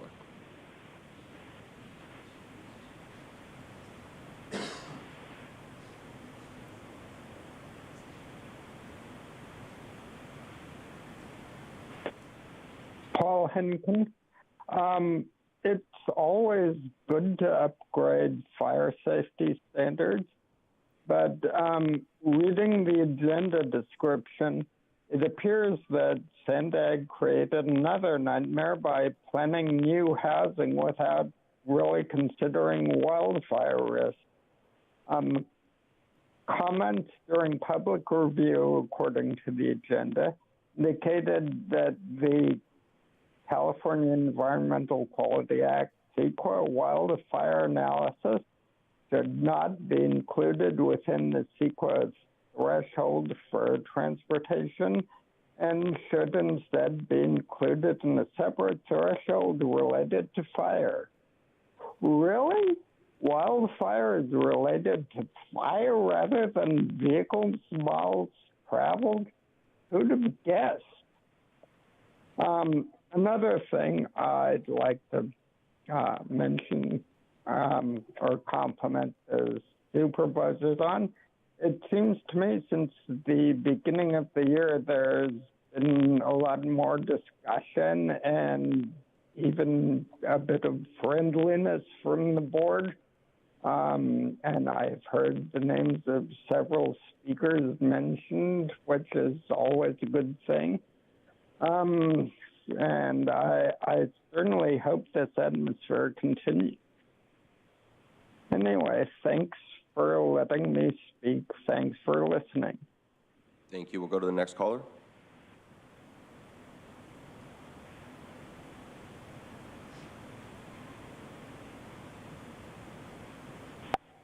Truth, But Audra, for racial justice reasons, Tara can't be exempt from fees. So vehicle miles traveled fees aren't enough.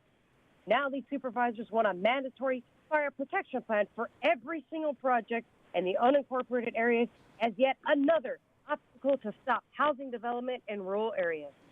When the reality is, the mobility hub, smart cities that Sandag has planned for everyone, and these supervisors are slowly implementing the rules for, will be the real fire hazard when people are stacked and packed into high-density, sustainable slate-gray prison block housing projects that they won't be able to escape from during even a simple fire. Let's dump both the transportation study guide and every single concept related to the totalitarian tax scheme known as VMT fees.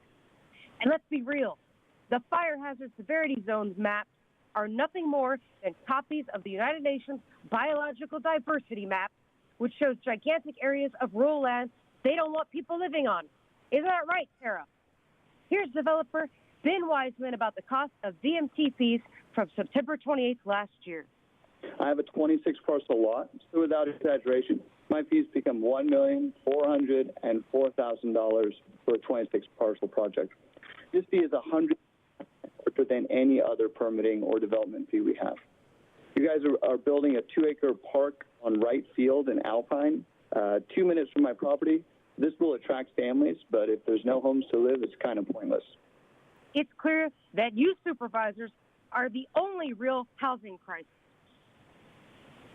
So next year, when we've built close to nothing to meet the needs of housing, in our chest saying, oh, we're going to do all this to make it turnkey, let's start with stuff that's real. This isn't real. Let's just be honest. Let's tell the people up front. Thank you. Your time is up. We'll go to the next caller.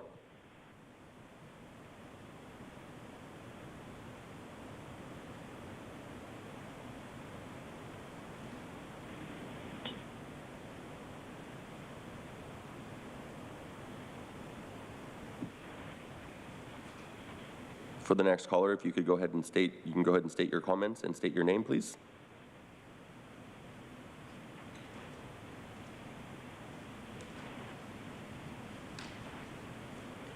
Last call for Dan.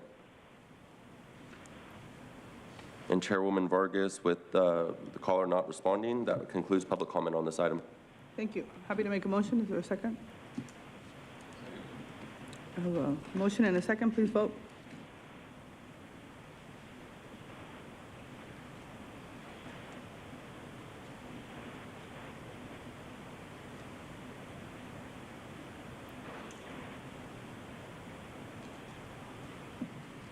And Chairwoman Vargas, that motion passes unanimously with all supervisors being present, voting aye.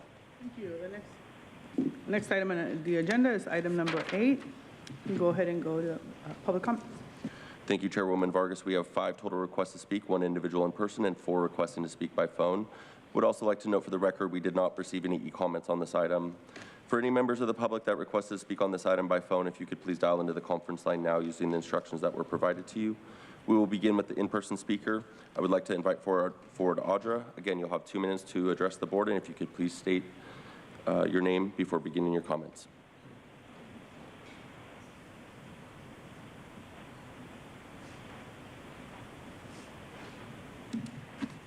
Your name, is that good? Okay. It's just kind of funny, all this stuff you want to do with the buildings, even though we know the power grid can't handle all this electricity, right? But let's just, you know, take gas away and make sure that we're enforcing things that, you know, is just going to keep people from really being able to create projects if they want to do it their own way. Because you guys love, you know, this total control thing. It's like, you know, Agenda 2030, Agenda 21. I mean, they have to keep, it's probably going to be Agenda 50 at some point. Because what you guys want to do is put us in stack and packs and make it so that we don't drive anywhere. I mean, and then, or, you know, get an electric vehicle that can't be charged, because that'll be smart. By the time that we get rid of gas vehicles, right, and then, you know, the power grid's not going to be able to handle all these electric ones, and it'll be like, weird, nobody can go anywhere. Well, that's fine, because we'll be in our 15-minute cities, right? It's good. It's good, and then we'll just, you know, if you want to see your family, you'll just have to pay to do it if they don't live within that 15-minute area. It's good. But I'm sure all of you will be going, you know, there's not going to be, you just have a pass. You're just like, I just go wherever I want. But these little peasants, these servants need to stay in their 15-minute zone. It's crazy. And then I'll probably be arrested all the time because I'm not going to comply with that for sure. Maybe I'll be beaten for it. Who knows? Probably, because they'll be like at the border. If you see Audra, beat the shit out of her and just make sure she doesn't leave her 15-minute zone. It's good. Love it. You guys you're really holy people. Thank you. Your time is up. And to note for the record, that was Audra. We will now hear from those that are requested to speak by phone. When it is your turn to speak, you will be unmuted and you'll hear a recording that will tell you to begin your comments after the beep. Again, I'd like to remind the callers they should mute their TV or live video stream before they begin speaking, and we will begin with our first caller.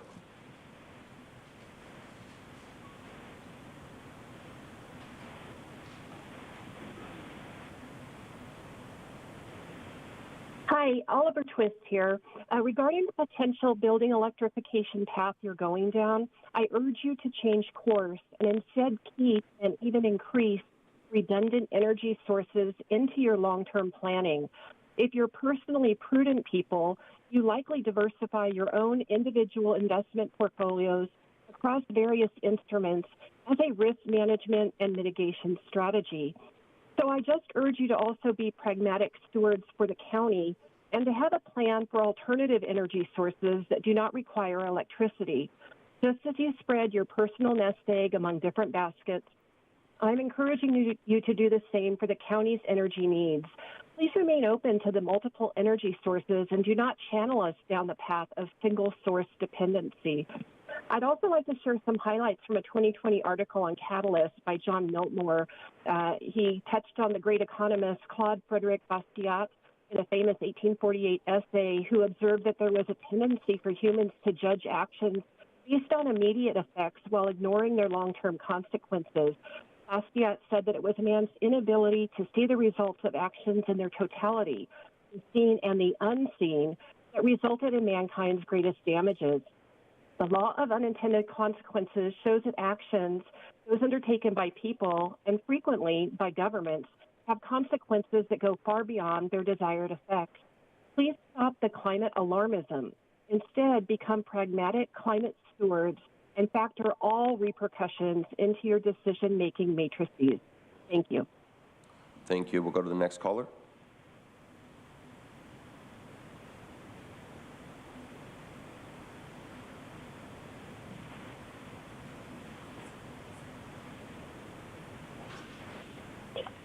Truth.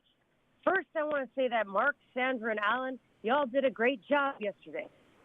So the item says that every 3 years, the state of California updates the state building model code by repealing the existing code in its entirety. Talk about extreme. They literally dump everything they wrote before.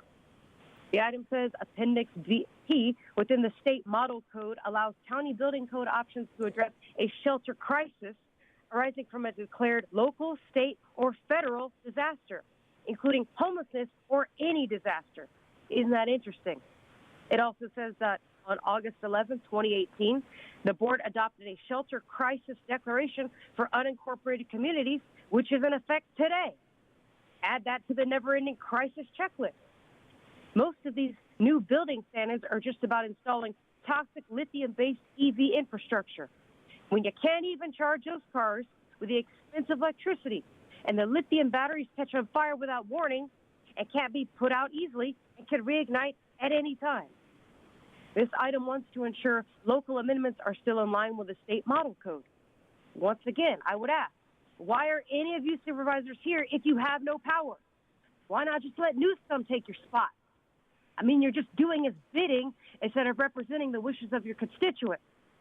But then the item says, quote, the new local amendments include FEMA requirements based on recent discussions with FEMA. At the request of FEMA, this update explicitly identifies requirements for alterations to buildings, end quote. So this is almost like when I asked Wilma, who does she work for? So Jim, Nathan, Nora, Tara, Joel, who do you each work for? Is it the county? Is it the state? Or is it FEMA? How many checks are you guys collecting on? Why do you stay there if you don't have any power? Why even pretend that you represent us? Why don't you go work for FEMA? You can be one of us regular people. Thank you. We'll go to our next caller.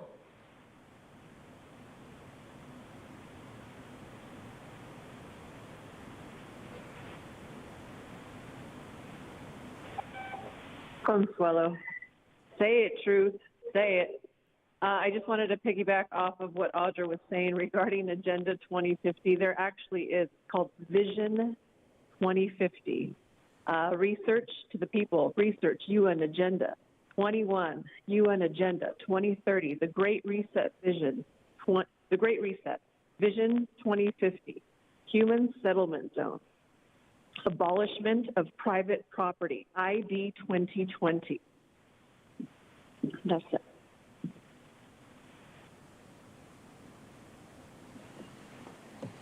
And Chairwoman Vargas, that concludes public comment on this item.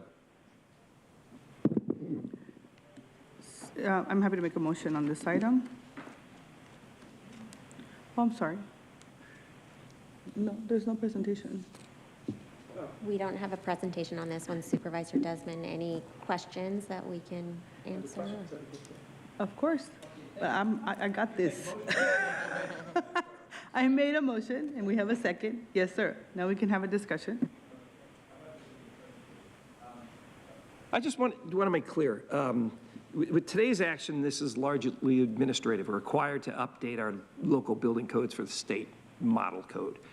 And the new requirements for, there are new requirements for water and space heating in new homes to be electric as part of this update. But this is it only that the new homes be electric ready, or they have to have these new appliances in them? Through the chair, Supervisor, the state changes that went into effect are for new homes to be electric ready, and for the water or space heater, one of them would have to be electric. Okay, so there's no ban on any of these appliances yet. It's only in these codes here coming down from the state is that they be, I guess, you have the option of putting electric water heater and or stove or whatever other appliance. Is that pretty much it? You're correct. The change essentially says have the outlets ready for the voltage for the appliances so that they can go electric, so that if someone wants to put in electric later, if they started with gas, it saves the cost significantly in time to not have to remodel the walls, your power, things like that. And this is only for new homes going forward? What about somebody who wants to do a remodel on their home? If it's remodeling the kitchen, it would apply to the remodeling in the kitchen when they're doing it at that time. But then only for the kitchen, but not for the hot water heater if that had to be, I guess, if they're not touching that area of the house, wherever that is, then that's not going to be a requirement. That's correct. Okay, so essentially, okay, so this isn't as bad, I guess, as it could have been or would have been or things like that. So it's only, my house is 25 years old, and I think I got electric and gas at the kitchen already. Not so much the hot water heater, but that's an option. Okay, I just want to make sure that, you know, there are concerns about the grid being able to handle all this, and I'd kind of like to see that go hand in hand to make sure our grid, you know, we had potential brownouts last summer when it was very, very warm, and we had concerns about people charging their electric cars while air conditioning was at full blast. So I do think, you know, these bans are going to be coming sometime soon, but what we're being presented with today is that only new homes be electric ready at this point in time. So that's all right. All right, I just wanted that clarification. Thank you. Supervisor Fletcher? Yeah, thank you for the clarification. There's been a lot of national conflict around the issue of things we're doing, and you know, I'm certainly aware that the rising cost of living, the utility cost, both the cost of natural gas, which is skyrocketing, and electrical costs are having a real impact and real concern on folks. And so when you talk about making a change, there's an understandable anxiety as it relates to, will this cost me and my family more? Will we be able to pay for it? And I think as we move forward in all of these things, we've got to be mindful of that issue of cost. I'm reminded we went down the road of offering community choice energy. And there was, give people a choice. And there was opposition to that. Some folks didn't. It turns out community choice energy is actually cheaper, as we've just seen. And so people can choose that option as it relates to cheaper. But as we move into the future, look, we've got a lot of work to do to build out grid sustainability and grid reliability, as we're going to see the electrification of our transportation sector, as we're going to see additional efforts around electrification. The grid has to be there to make sure that folks can afford that power and to make sure that it is reliable. We also have to make sure, as some of these things are in transition, that we're protecting those jobs as we go. But, you know, when the Board of Supervisors first started meeting, there was no light bulb. My guess is they had some kerosene lamps if their meeting went late into the day. And then at some point, electricity and light bulbs became an option. And invariably, someone said, I'm going to cling to my kerosene. You'll have to pry it from my cold, dead hands. But the reality is we put in light bulbs and electricity, and we managed to make it work. We went from horse and buggy to automobiles. We're going from gas-powered automobiles to electric automobiles. Again, it can be unsettling, it can be difficult, but these are things that are doable. And so I think we have to continue to be mindful on the availability of electricity, on the price of electricity. We also should be candid about the fact that, you know, some of the natural gas stoves are not as healthy. We know that they emit. We know that it increases respiratory illness. And so I think this action to make both of those available is just simply giving that homeowner a choice. Do I want a natural gas stove? Do I want an electric stove? There could be a time where the price of that electricity for that electric stove may be lower than the natural gas price, and maybe they want to do it for economic reasons. Maybe they want to do it for health reasons. Maybe they care about climate change and where we're going. But updating these building codes, again, is going to give people the choice to be able to put in the appliance that they want and have both of those in there. And so I'm pleased to see us move forward, and I think as we go into the future, we have to continue to be very mindful of cost, of reliability, and of environmental sustainability along with the jobs aspects. So I'm pleased to support this today. Thank you, Supervisor. Supervisor Anderson? Madam Chair, thank you. I want to echo what my colleagues have said, but I also want to do a quick shout out to Sarah and her staff and doing such a great job exempting pallet homes and allowing us to build homeless shelters that are not permanent homes, not including that, is a step in the right direction addressing the homelessness issue. Those are temporary homes. They're not meant to be permanent, and I'm happy that they're not part of it. The second, and I just want to say this publicly, that last summer we had 2 weeks where we were telling people they couldn't charge the car during the middle of the day. I have residents. I live in an area where it was 28 degrees last night, and I have residents that live in areas that it's far colder than that. And I think that we have to be careful how we move forward to ensure that these people are not punished because we, along the coast, have a more tempered climate, and that they're solely reliant on electricity that may or may not be delivered because the system's not up. And I'm not against it. I think that lowering smog, improving our environment, all helps our communities. That's a good thing.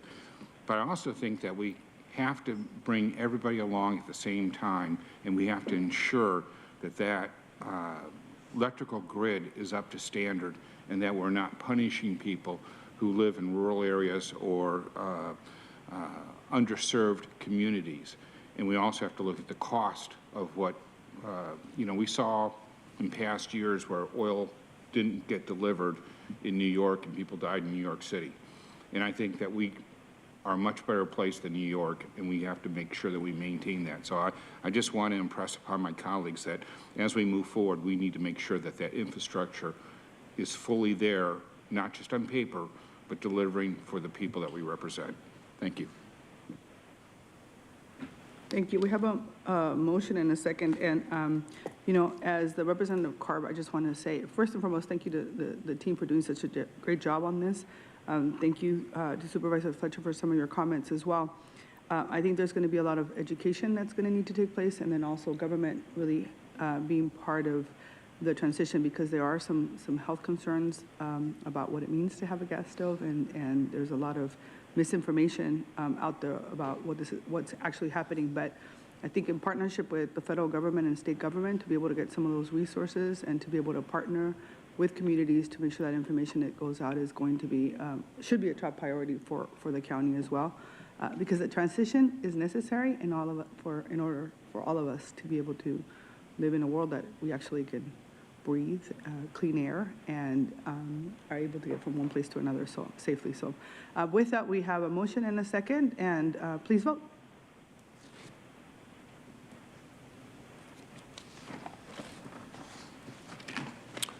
Chairwoman Vargas, that motion passes unanimously with all supervisors being present and voting aye. Thank you so much. Before we go to the rest of public comment, I just want to take a minute to just say thank you to Erin DeMorris, who's back here in the back of the room today. Today is, I think today or tomorrow is her last day. We want to thank her for her service to the County of San Diego. She served in a lot of different roles. She's been instrumental in the work that Luge has done, and particularly, the work around the region. So you are an absolute effective leader and had been a great advisor. And for some of us who have been here for a short amount of time, you made it really easy in the different jobs that you were in to make sure that the transition was smooth. So I just want to say thank you. Thank you so much for everything that you do for the region. Couldn't join you this morning, but just know that we appreciate you. And I know you're going off to Ohio to be with your family, but if it gets really super cold, you have a home in San Diego always. So thank you for everything that you do. And with that, I'll go ahead and turn it over for public comment. Thank you, Chairwoman Vargas. We have 10 total requests to speak left on matters not listed on the agenda, all coming via phone. For those that have requested to speak via phone, if you could please dial into the conference line now using the instructions that were provided to you. And we will hear from those that have requested to speak by phone. And again, when it is your turn, to speak, you will be unmuted and hear a recording that will tell you to begin your comments after the beep. And again, I'd like to remind the callers they should mute their TV or live video stream before they begin speaking, and we will begin with our first caller.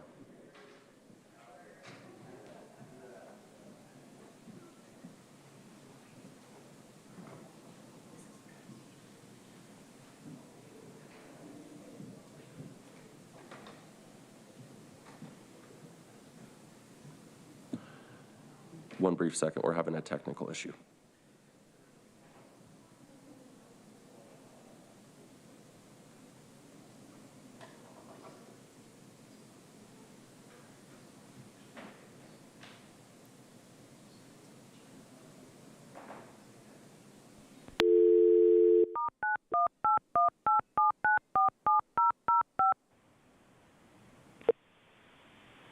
Thank you for calling Call-In Studios host and call screener line. Please enter your show or meeting number and press pound.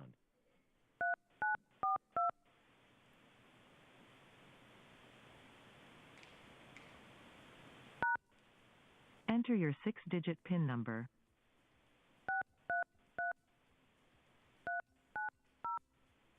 Welcome, host. You are now in the host room and can manage your callers from the Call-In Studio web interface. Animals, insects, and people. My apologies, Kathleen. My apologies, Kathleen. We had a technical issue. We're going to restart your time if you'd like to begin your comments. We could not hear you. Oh, all right. Thank you. First, I would like to thank Chair Vargas for her expression of sympathy for someone whose life had been impacted by sexual predation. It's a measure of maturity as well as understanding how to address individuals expressing anger with empathy instead of criticism, derision, ad hominem attacks, or simply because those people do not agree with their ideological narrative. I would respectfully request that the county provide cost-benefit analyses for every project they approve. That allows the public to make reasonable decisions based on their knowledge or experience and not one presented in a biased manner to ensure a positive vote. Extreme green policies must be weighed against their not insignificant environmental harms to native plants, animals, insects, and people.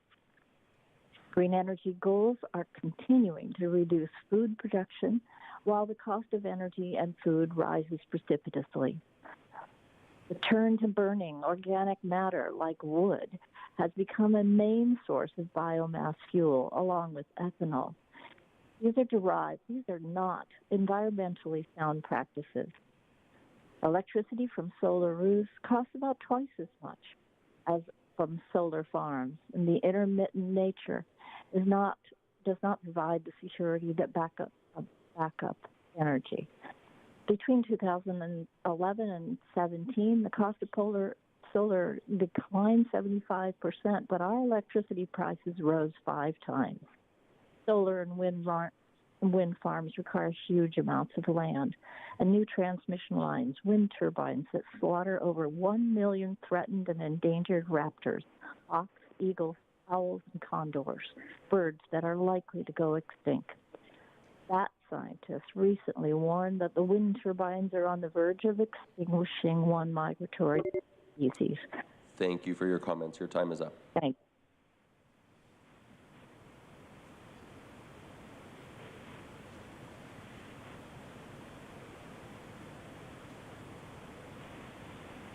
Barbara Gordon. Thank you for letting me speak. For the board's consideration, I wanted to share my support for an ordinance that would prohibit smoking in all public places, like many other cities in San Diego are considering now. This ordinance would be an effective strategy to reduce plastic pollution in the county. This law would be an upstream solution for preventing pollution at the source, as well as protecting public health. This is a particularly important concept when it comes to commercially tobacco products. Secondhand smoke is a health hazard and can greatly impact the quality of life of non-smokers. We know the tobacco industry has been successful in avoiding any environmental regulations, and they've been very successful with their business model to attract kids for their replacement customers. Not only is it important to prevent demand for tobacco products from an environmental standpoint, but from a public health standpoint, as the average smoker begins smoking at 17 years of age and will then become a lifetime smoker. Again, I urge the Board of Supervisors to consider prohibiting smoking in all public spaces for our environment and public health. Thank you. Thank you. We'll go to the next caller.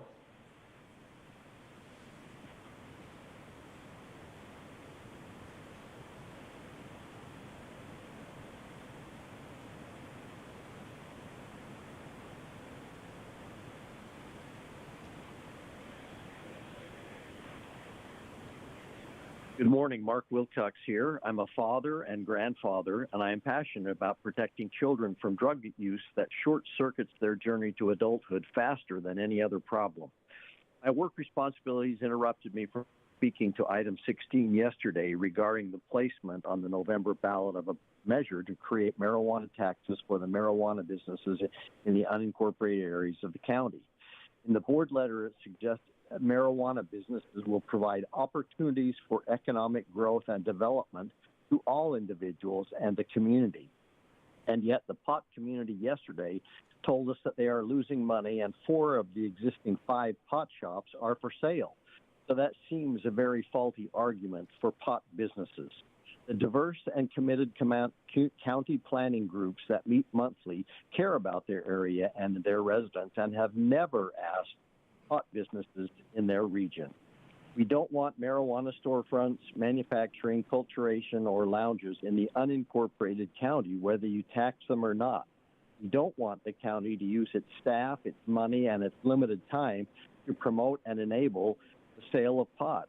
We do want the county to spend its time and resources on our children who need internet access, expand the hours at the county libraries, clean county parks, and county community centers.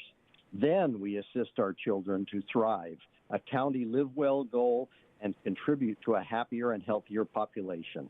Assisting our children and families to thrive, a county live well goal, helps break the cycles of poverty and inequity and contributes to a happier, healthier population.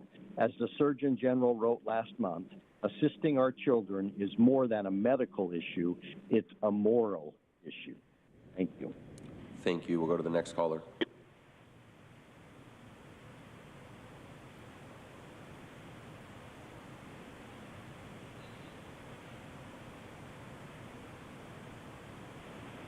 Good morning, Board of Supervisors. My name is Suzanne Hume. I'm the Educational Director and founder of CleanEarthForKids.org.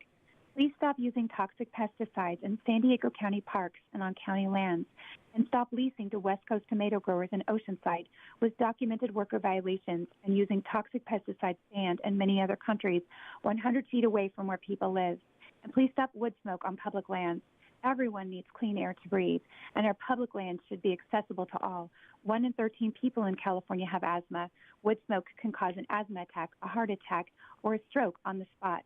And with every 10 micrograms increase of PM 2.5, there's a dramatic increase of stillbirths, a 26% increase. And also, ban all installations of synthetic turf, plastic grass, like the city of Boston did, and like the state of Connecticut and others are working on, because we must protect health, water, our ocean, fish, birds, wildlife, children, families, and athletes. And also, don't install synthetic turf. Use natural grass fields without synthetic pesticides or synthetic fertilizers. We have videos and info on cleanersforkids.org. Found in synthetic turf, microplastics, plastics, PFAS, forever chemicals, heavy metals, lead, mercury, benzene, PAHs, arsenic, and other cancer-causing compounds. Don't install it. It's expensive. It must be cleaned with chemicals and cooled by water. It gets hot, hot, hot, melting sports equipment, burning feet, increasing injuries. That's why the NFL Players Union wants to play on real grass. And this is a union issue. AFL-CIO is involved. Players don't want to be hurt on synthetic turf. Listen to the NFL players and doctors and scientists. Don't let our kids play on this, and don't be schmoozed by slick synthetic turf salesmen profiting off of the health of, our kids and the safety of our water. Forever chemicals do not break down. Kevin from Cleaners for Kids, he's studying to be a nurse. And on Cleaners for Kids Team 5, No Synthetic Turf page, he has a poem. I'll read a few lines. Plastic on all around. Thank you. Your time is up. We'll go to the next caller.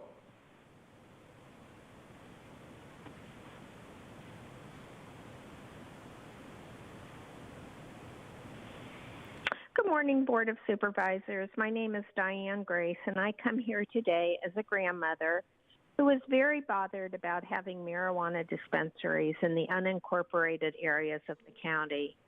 I read with interest recently a newsletter entitled, "What are the negative health consequences for youth who use marijuana?" which was published by a community organization named Johnny's Ambassador. Some interesting factoids from the newsletter for you all to consider. 1, higher potency marijuana is found to be more addictive than low potency. 2, there is a higher risk of cannabis use disorder or marijuana addiction in young users. 3, researchers found that regular pot users who first tried marijuana when the national average THC levels held at 4.9% had almost twice the increased risk of developing symptoms of cannabis use disorder within a year. But those who started regularly using pot when national average THC levels were 12.3% had a 4.8 times higher risk of cannabis use disorder. Thank you for listening, as I am deeply concerned about the physical and especially the mental health of not only my children and grandchildren, but also yours. Thank you. We'll go to the next caller.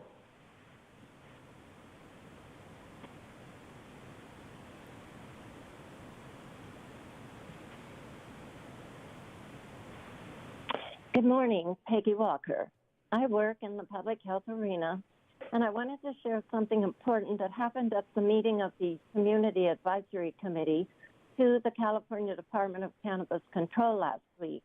This advisory committee is tasked with advising the DCC on relevant regulations for commercial cannabis businesses, including those necessary to protect public health and safety. The advisory committee announced that cannabis regulations, state and locally, have failed to keep up with the science on marijuana, and the committee has established priorities for the new year to address that failure. These priorities include a closer look at science-based study of marijuana's risks and harmful impact on pregnant women and fetuses, its link to psychosis, its link to marijuana use disorder and poisoning, and the issues of intoxication levels and THC concentration. I believe this was mentioned earlier, but I reiterate because we in public health only ask that you recognize the importance of science-based policy, particularly to youth. Following the science will have profound impact on public health and safety and many associated social issues and public costs. I know that you are public health minded and urge you to look closely at and follow the priorities of the State Advisory Board of Experts. You will better serve our community by doing so and be better equipped to make unbiased, science-based policy decisions that serve your constituents. Thank you. Thank you. We'll go to the next caller.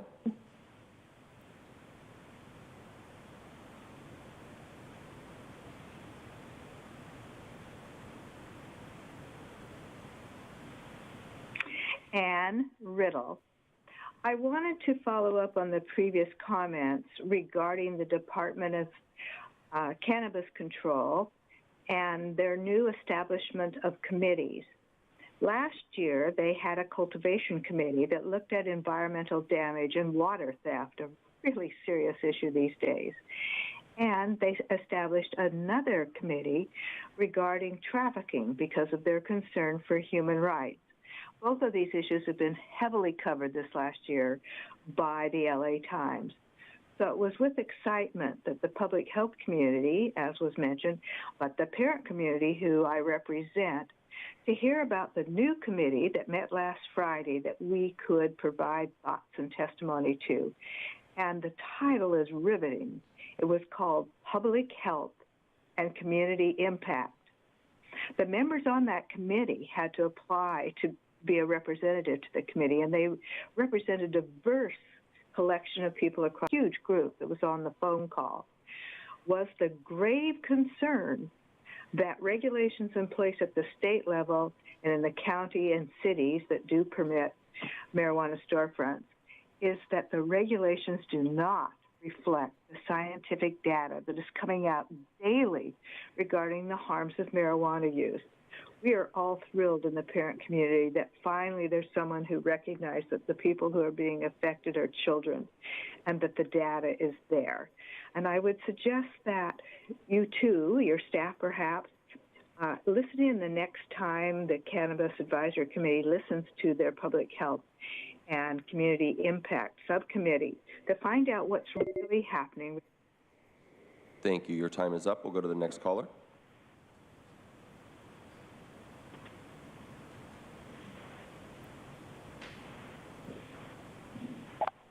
Truth.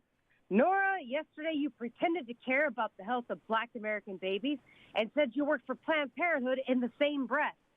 Planned Parenthood kills more Black American babies than any other entity and was founded by a racist depopulation pusher, Margaret Sanger. How could you work for a racist, eugenics-based organization, Nora? What's wrong with you? Now, for the public, here's some harsh realities about SANDAG. First, every member is handpicked by another member. Second, SANDAG is not a constitutionally established entity, so they are not meant to be representatives of the public.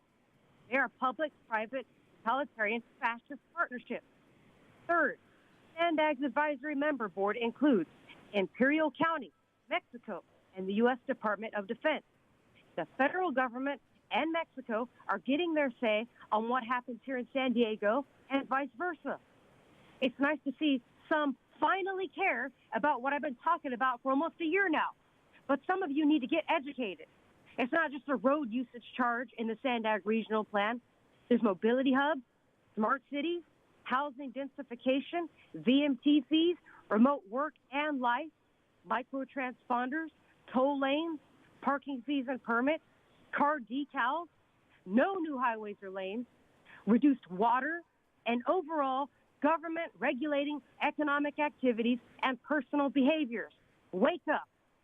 And lastly, Nathan, you're a World Economic Forum member, which means you carry forth the agenda of destroying this country, including the ridding us of our most efficient, clean, and affordable energy source, which is natural gas. Nathan, you know the price of electricity is never coming down, and you don't want a choice. You don't fool anybody. Not for 1 second. You're not a normal person. We know what you're pushing. and we're tired of it. Thank you, and your time is up. And Chairwoman Vargas, that concludes the request for non-agenda public communication this morning. Thank you very much. The next meeting is going to be our special meeting, so we'll just go ahead and convene at 11:30. Thank you.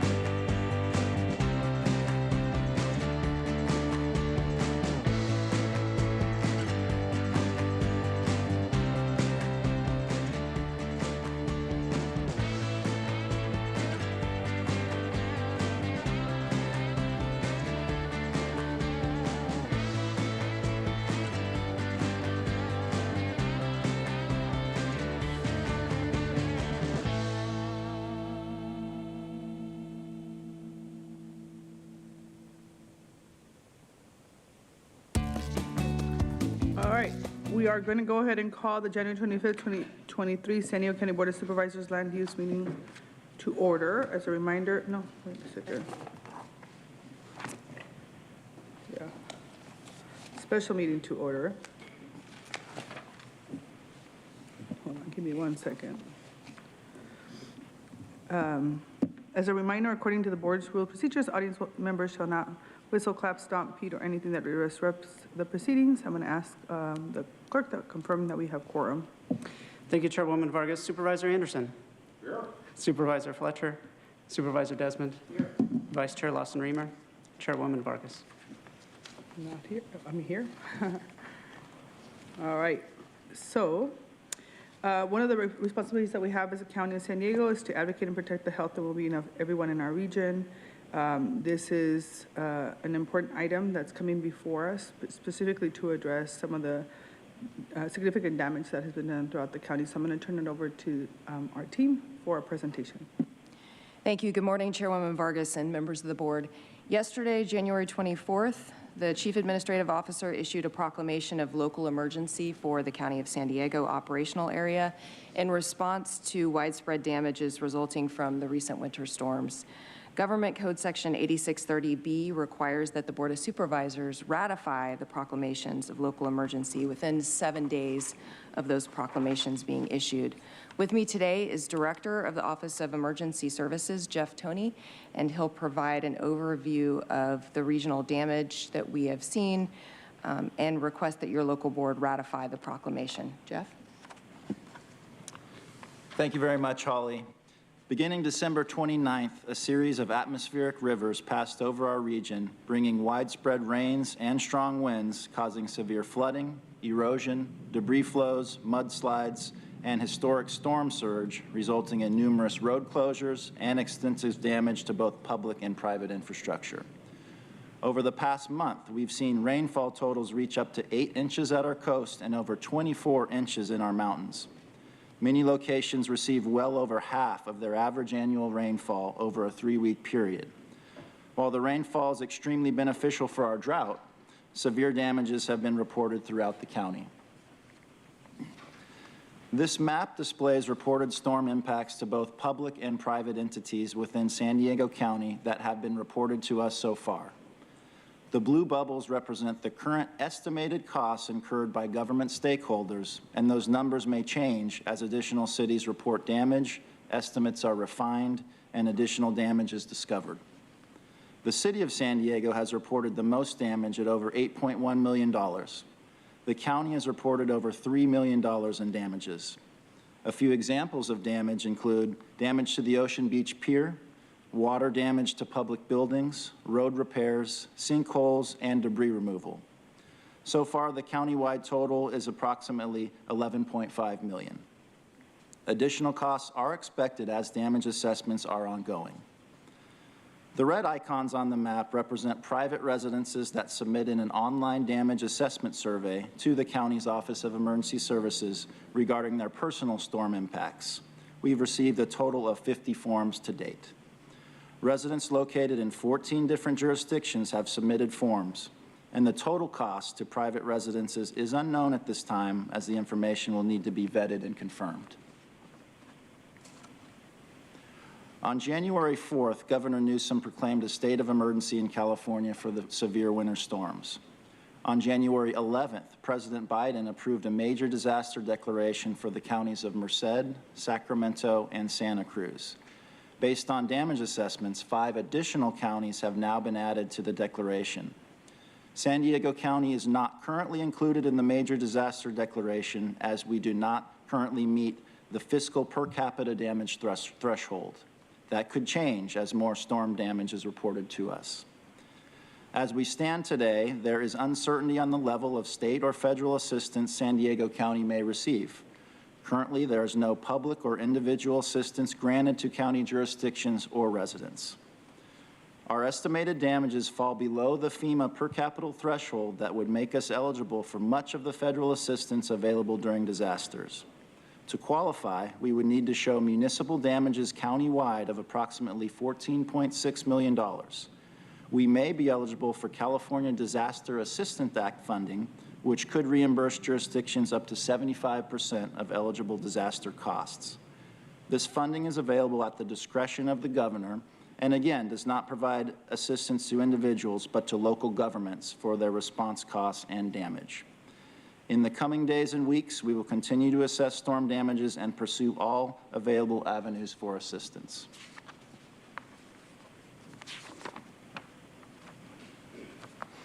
On January 24th, 2023, the Chief Administrative Officer of the County of San Diego issued a proclamation of local emergency requesting state and federal disaster assistance, as well as for San Diego to be included in the Presidential Major Disaster Declaration.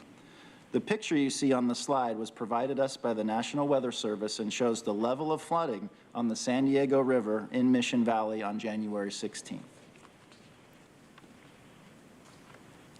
Per Government Code Section 8630B, the Board of Supervisors is required to ratify the proclamation of local emergency within 7 days of issuance. Ratification of the proclamation will provide legal immunities for emergency actions taken by local government and disaster service workers. It will allow the county and other local governments to pursue state and federal disaster assistance. It will provide flexibility in local procurement and contracting, and allow officials to take the necessary steps to protect and preserve public health and safety. I will now turn the presentation back over to Holly. Thank you, Jeff. To recap, the recommendation today is for the board to ratify the proclamation of the existence of a countywide local emergency for the unincorporated and incorporated areas of San Diego County, made by the Chief Administrative Officer of the County of San Diego, acting as the Director of Emergency Services on January 24th, 2023, and find that there is a need for continuing the local emergency until no longer needed, subject to Government Code 8630 review requirements. And this concludes our presentation, subject to your questions. Thank you. Let's go ahead and have public comment. Thank you, Chairwoman Vargas. We have 6 total requests to speak on this item, 2 in person and 4 requesting to speak by phone. Also note that we did not receive any e-comments. Any members of the public that requested to speak on this item by phone, please dial into the conference line now using the instructions that were provided to you. We'll begin with the in-person speakers. If both speakers are in opposition to this item, I'd like to invite forward Michael Brando and Audra. You'll have 2 minutes to address the board, and I'll ask you to please state your name for the audio record before you begin your comments.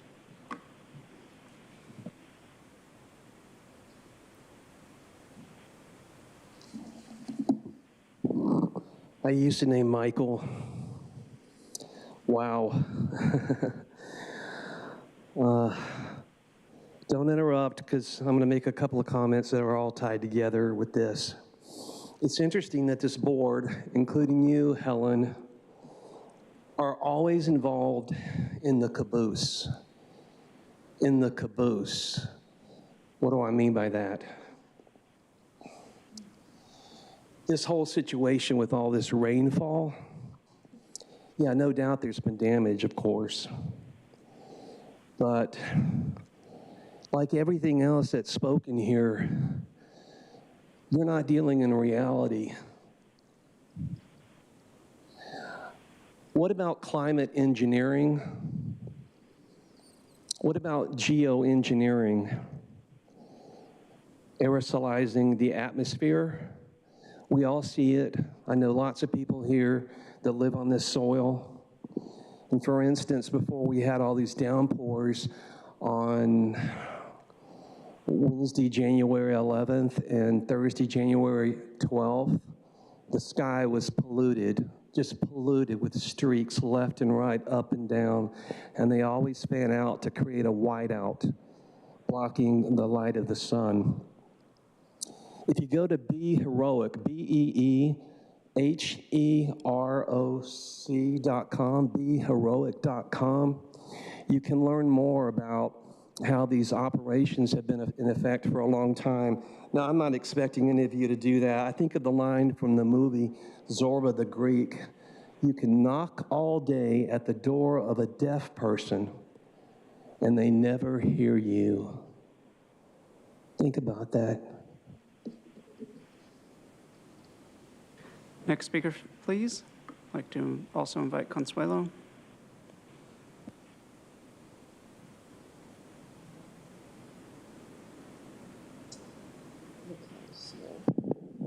Consuelo, let's see. I just wanted to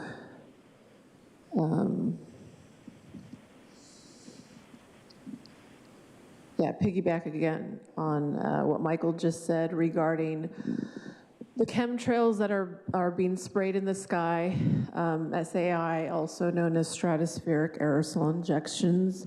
You all are breathing it in as well. How come you all don't address that? Like, you don't even acknowledge that. Like, it's a real thing. I mean, it's not condensation. Condensation disappears. You know, it's like going out in the cold, you see your breath, funky or not, it disappears. But chemicals will spread out in the air. We're breathing that in. And I don't know if you all know, you've heard of seeding. Have you heard of that? Yeah, that's happening.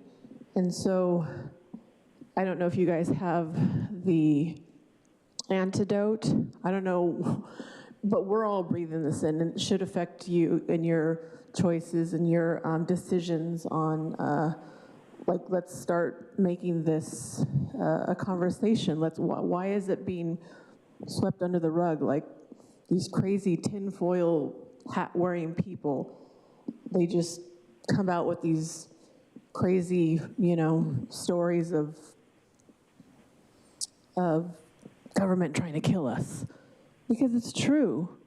You guys never have any kind of, it's just always a Band-Aid. There's never any getting to the source. It's like going to the doctor, and they just will give you prescription after prescription after prescription, and it's never to cure the source of why you even got.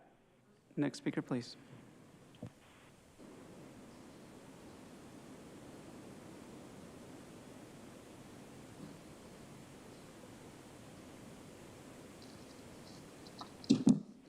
You know who I am, Jim? You're a pilot. How can you not see those in the sky and go, that's weird, because the planes don't leave that kind of trail, right? Yeah, but I mean, you know what planes look like when they're flying, and you know what the exhaust looks like, and it doesn't last in the sky like that and spread out. I mean, as a former pilot, you should question that. And I wonder why you don't. I mean, but I wonder why you do a lot of things. But that's the thing, is that this weather is engineered. I'm not saying, like Michael's saying, that there isn't damage, but the problem is, like, you're putting us in another emergency, and you don't even qualify under the funding to be in an emergency. So it makes me go, well, why are you doing that? I mean, obviously it's to seek funding, because that's what you guys want to do. But I mean, if you don't even qualify, why would you do that? For the money? Because you want to seek funds to get it? But it's only for the government, it's not for the people. And the people are the ones having the damage be done to them, but it seems to always go in your pockets. And it's just like, you're providing legal immunities for emergency actions. Did you do that with COVID?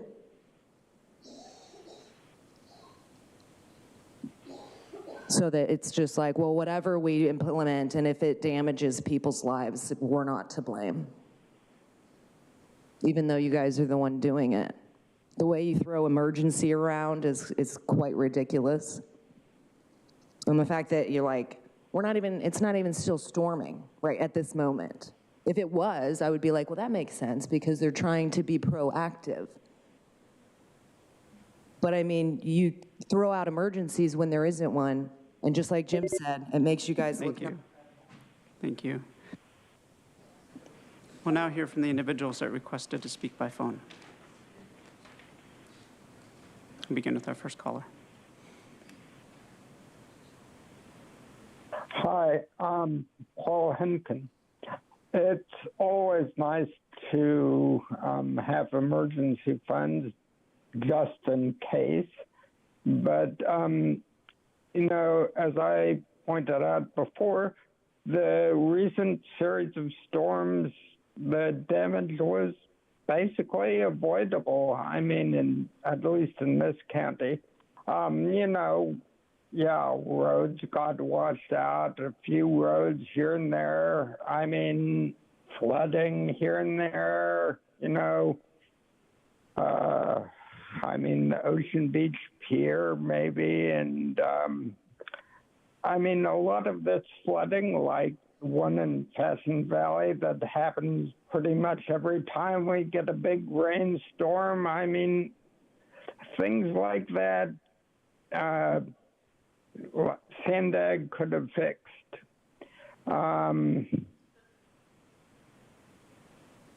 And, you know, the emergency declaration may now actually, unfortunately, be unavoidable because of all this deferred maintenance. But it's unfortunate that we're caught up in it, because it's our tax dollars that ultimately pay for all of this, whereas Sandag has this huge $259 million, I guess, excess that their own internal auditor said was spent on contracts where basically they wrote in the amount, or unauthorized amounts were added, or sometimes there was even no amount. We'll now hear from the next caller.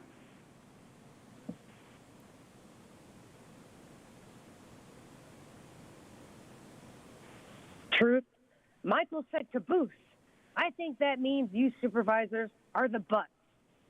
A rotted rose by any other name still reeks of totalitarian socialist control and drips the blood of its victims down drop by drop with every new declared emergency. The blood drips just like a winter storm. Earlier, we just heard how we've been in a shelter crisis declaration for unincorporated communities since 2018. We've been in a state of emergency for COVID for almost 3 years. Moneypox for what? Almost a year? Nobody knows what happened to RSV, the really stupid variant. So stupid nobody bought it.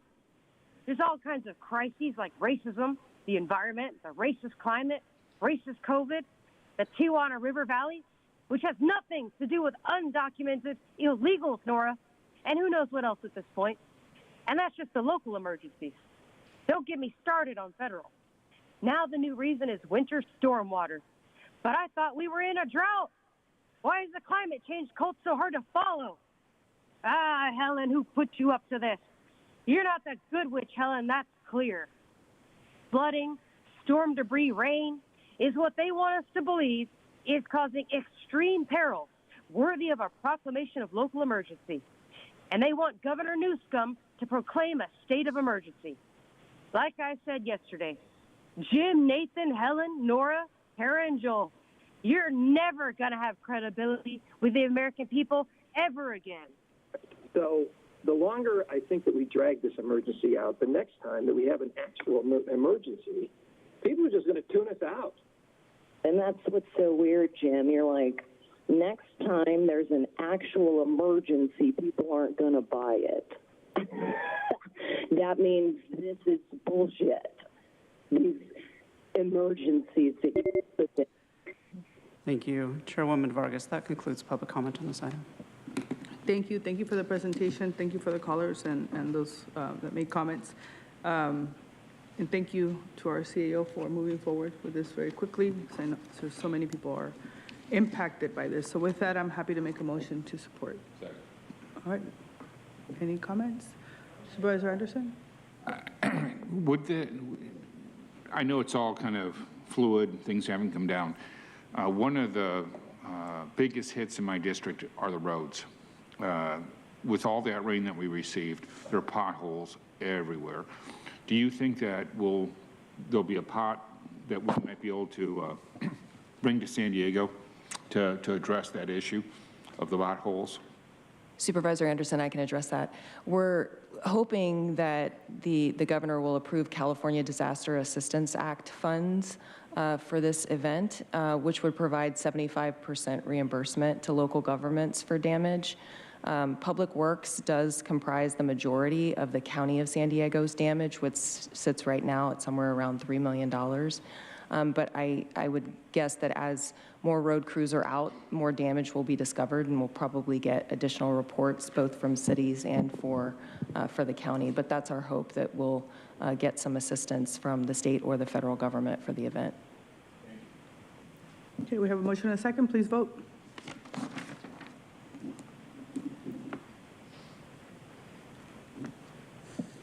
Chairwoman Vargas, that motion passes unanimously with all supervisors being present and voting aye. All right, thank you. With that, meeting is concluded. Thank you. The next regular meeting of the board will take place on Tuesday, February 7th, 2023.